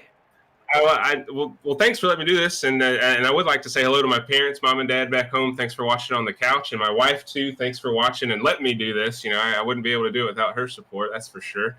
And thank you to you guys. You guys do a great job. It was a lot of fun watching the Daytona race last week. You did a stellar job of broadcasting it, and I can't wait to watch this one back. So thank you guys, and appreciate what you guys do up there in the booth for us. Congratulations on a second place finish there for Jake Hickson. And one final interview on the day, your third place finisher wrapping up the podium, Cameron Caldwell. Tell us about that battle you had with Boysford for the final step to get in here. Yeah, it was a fun battle. I think he was definitely a lot faster than me the whole race. I just kind of decided when we all pitted there that I wanted to pit a lap after him, because I knew he wasn't close enough to me before that he would be able to pass me. So I wanted the fresh tires, and it ended up working out at the end, but I was a little worried towards the beginning of that second run that he was going to get me, because he seemed to be a little bit better. But I was able to hold on and get third, so I'm pretty happy about it.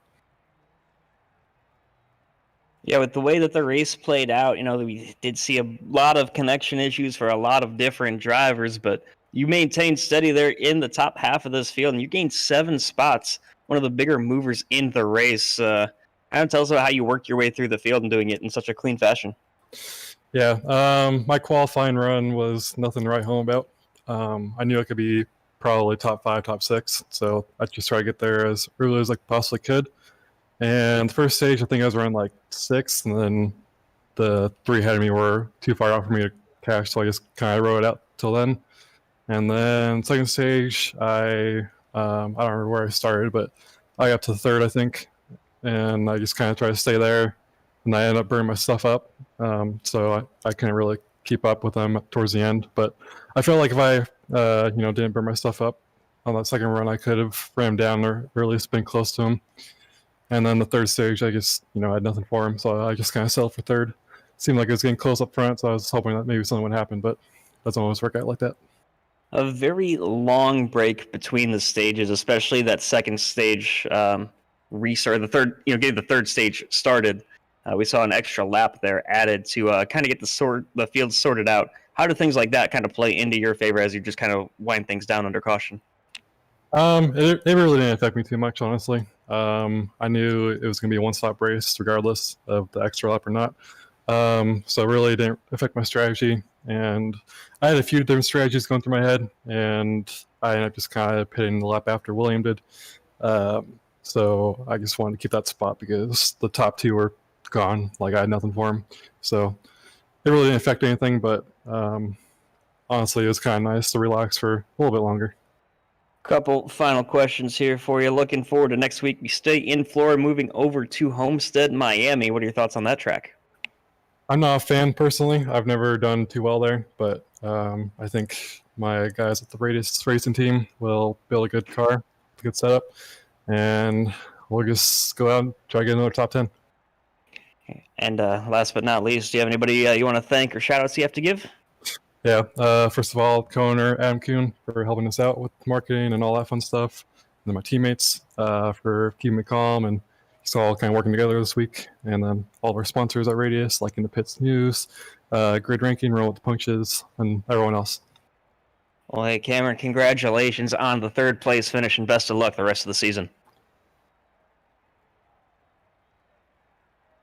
And that is the podium here for today's race from the Daytona Road Course. And what a show that we put on with Dallas Pataska getting his first win of the season. Chris, any final thoughts on today's race?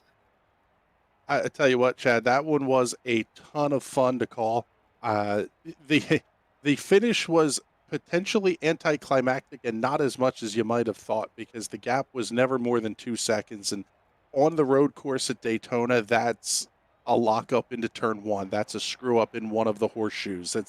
There's so many little things that Dallas Pataska had to be almost perfect in that race to pick up the win, and he was able to do it tonight. Fantastic runs for Jake Hickson and Cameron Caldwell. They both gained a handful of spots. How about Kyle Ammon and Brian Mabry picking up 16 positions apiece? We had a ton of fun with this one, and it's a shame that we had some of the connection issues that we did, because we probably would have had an even tighter finish than it looked. Yeah, I mean, there were definitely, it seemed like two packs of drivers. Of course, those front two pulled away. But some of the guys that did have connection issues, like Ippolito, for example, I mean, with the way that he was running, I think he had a shot to be up there with a couple of the other guys. So we're just going to have to wait and see. And hopefully next week for these guys, and with the connection issues, it turns out to be a better week from Homestead. Yeah, it's going to be a lot of fun heading down there to South Beach in the Miami area, coming up 1 week from tonight. That racetrack has 3 to 4 distinctly different grooves that you can run based on track temperature. The drivers that want to run the high line are going to be high, wide, and handsome around that place for a full race distance. And that's one of the first of the intermediate size ovals where even things like pit stop strategy, who's going to take 2, who's going to take 4, that's really where we're going to see that come into play for the first time this season. Yeah, it's definitely going to be a fun one to watch, and I am looking forward to it. Of course, same time, same place, right here on JCTV Saturday night at 8 o'clock is when we take the green, so make sure you stick around for that one. It's going to be a great show from Homestead. Absolutely, it will be. And for Josh Coppernoll, Chad Irvine, and everybody here at JCTV, my name is Chris Graham, and it's been a pleasure to have you joining us this Saturday evening. Enjoy the road course race in the real world tomorrow. Apparently, the Xfinity race was a colossal finish tonight, so looking forward to watching that one back. But until next Saturday night, we will talk to you soon. Have a great night, everybody.